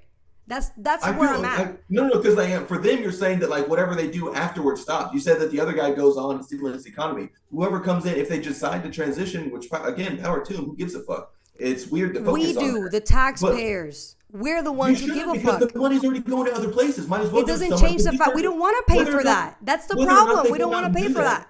When at the end of their service, they're still going to be a productive citizen. They're still going to stimulate the economy. They're still going to have a job. It's not like they get the transition and that's it. That's done. They don't do anything anymore. If someone comes in that's a medic, that they're an EMT, or they're lucky enough to go to the great Army Combat Paramedic Program, come up here to Fayetteville, find me. I'll help get you in. So wait, hold up. But they're still serving afterwards. But then you're also saying that, okay, cool, this person that comes in just for education goes out, gets a degree, right? Yes. Not everybody that gets a degree gets something that's in that field anyway. Yeah. Not everybody that gets a degree. I mean, goes to get like something that's a career. But getting a degree doesn't mean you're gonna get a better paying job. It just means you're getting a degree to say that you did something and you learned something, and that's what the paper is for. But there's no guarantee that you're gonna get a better paying job. Then I would say that people that come in, like you said earlier, that you didn't like, that come in to get their college paid for, they already have a degree. They already know they're going to be productive. They come in and enlist their commission, and they're good. They're productive. They got some people. Some people are not productive. They're just going in to get a degree to then go out to then be productive. You're right. So that goes back to my point. Is like I feel like you're focused so much on these soldiers that are working hard, that are doing their best every day and every night, and they're working their asses off, sometimes literally. OCPs do nothing for your behind. I'll tell you that. Versus soldiers that come in and actively will waste the government's money, that will actively malinger and get out. Where like you have a soldier that will try and get it's called a physical profile, which is like a limitation of what you can and can't do. And they'll come in after basic training with some sort of profile and try to med board out just have to get in because they know they can scam it. So as opposed to being focused on an incredibly small minority, an infinitesimally small minority of people, we could focus more on people that are doing things like that are actively wasting dollars. As people are like, hey, you know what? I want to work for the government. I want to serve the country. I just want one thing. While it's one thing that costs a set amount of money, that's not going to go up or down, or it may go up and down, but not that much, right? Is the same as someone that signs up and says, hey, all I want is a set amount of money. It's the same cost. I would focus less on this incredibly small, and it's really just like kind of a social point of conflict for no reason, because who cares what people do in their home lives, right? I care about paying for it. Most taxpayers will agree with me. What you should focus on more then is your local policies that will affect the government spending policies that go to military spending on contracts where it's wasting money. We already talked about the magazines earlier. You should focus on everything, including that's across the board. Right, but we can focus on this one thing that at the end of the day doesn't really matter, and there's barely enough of them to make a blip on any radar. All it is a big talking point. It's a fun talking point because people latch onto it, and a lot of people are just scared when they hear the word transgender. If you were to put a poll, people would agree that they should not be paying for transition surgery or hormone. Yeah, and it depends on where you put it. It depends on where you put nationwide. I will predict this shit. If they were to put a poll on this, I am very confident to believe that people will say no. But again, instead of focusing on this incredibly small issue, this single issue, I think we could better spend this time focusing on people that are just like the magazine issue from that I showed earlier, focusing on that and driving costs down, because then we can lower military spending to allow for more advancement and allow for better equipment and care and training for our soldiers, as opposed to just focusing on like the 14 that have tried to start transitioning. Kamala Harris's campaign hasn't done absolutely anything for the veterans or the military, and she has no policies for this either. So they're actually started the current bill that's going to raise the BAH, the basic housing allowance, for service members up to roughly 18%. Again, this is off of 2022 percentages because, like I said earlier, military bills are slow. But Democrats have started that, and is with the support of Kamala has supported that bill to raise it. And it was struck down by Republicans in Congress. Yes, because it's going to raise everything else as a result. Right. That's why but if it does, but right now soldiers can't afford even with the money the government gives them, because free market and these housing complexes and the people selling these houses are charging as much as they legally can. The even amounts for currently for Fayetteville, if you're an E5, if you're an E6, because in the Army, I don't know about the other services. In the Army, if you're an E6, whether or not you have a family, you get basic housing allowance, BAH, without dependents. Currently, the BAH you get, which at the time it was set, was supposed to cover more than the lower end housing. It was supposed to like, you should be able to get a decent place to live, because the government wants its soldiers to have a place to live and be taken care of, because the government can't afford to put every soldier in barracks on base. That costs a lot of money. Especially for like single parent families. Because I remember there was a time where like I was struggling and but I was making a little bit too much to get any sort of benefit from the government. Yeah. But I was not making enough to be like okay. It was tight. So that's not the government trying to give the government more money. That's the government trying to compensate, because the free market is deciding to charge soldiers who are here to do everything that we love and support and to work their asses off on your dime. So realistically, the people that you're defending with your free market stuff are the ones that's causing you to spend more taxpayer dollars. Yes. Okay. But it's again back to leadership. The people that you are choosing to vote for next year's terms. Because again, it's the Republicans and the people. It's not the Republicans. It's also the Democrats. You can't blame the Republicans. It's also the Democrats. You cannot blame the Republicans when it's also the Democrats. They struck the bill down. Yes, I can. The Democrats have not passed any bills during. It's a Republican Congress. Okay, so what? And the Senate, and the Senate too. So what? Their job is to be able to agree on a bill. They can't agree on anything. Earlier, you said that it was a Democratic Congress when Trump was president, so it was their. We have like 4 minutes left, by the way, just to. Okay, so we're gonna wrap we can be loud. We can be loud for 4 minutes. So you said earlier that it wasn't Trump's fault that a Democratic Congress wouldn't pass things, but now it's not a Republican Congress's fault that the Democrats can't get anything through. No, wrong. The Democrats at the time. The Democrats at the time didn't want to do anything because of the fact that he was president. It's a TDS problem at the end of the day, and then. And then this Congress doesn't want to do anything either because they're the House.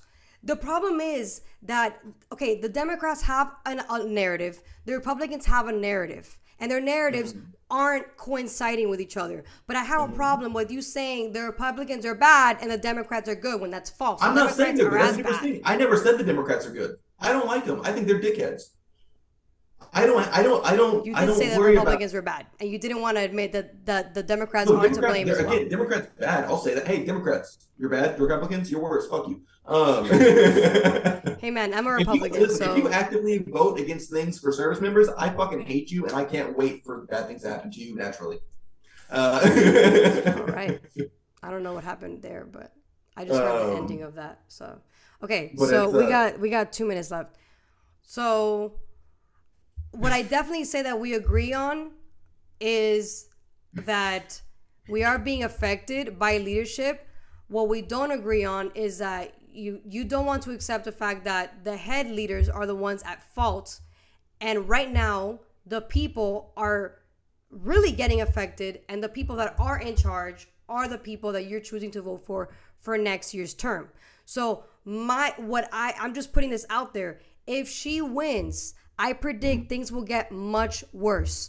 And if she wins, and it does, and I know it will, I will be saying, I told you so. Just, Okay. I'm just And then- telling you. I'm Yeah, just with that- saying. I'm just saying. If we Hey. win and shit goes south, then I'm gonna be like, all right, you know what? I was wrong. But I doubt it. So I'm just putting that out there. I doubt it. I hope that neither of us. And just to add on to it really quick, because you did say something earlier, last live, you said that you hope that if whoever wins, that politics goes back to being boring. Politics was never boring. We were too young to understand it. Now we're in it because we're older and we have to be in it because it affects our lives. But it's never going to go back to how it was, ever. Nothing's going to go back to how it used to be. I know you don't want to accept that to be reality, but that is the reality right now. Politics has changed. Donald Trump drastically changed politics. The Republican Party is not what it is. It's not even MAGA. It's America First. I don't even know. MAGA is his brand. It's America First. So it's a whole different thing. The Democrats' job now is to destroy whatever agenda they had and revamp themselves because they've destroyed their party. But the idea that no matter what happens next election, that politics will go back to normal is not going to happen. Independents are going in there. So independent politics is becoming a bigger thing.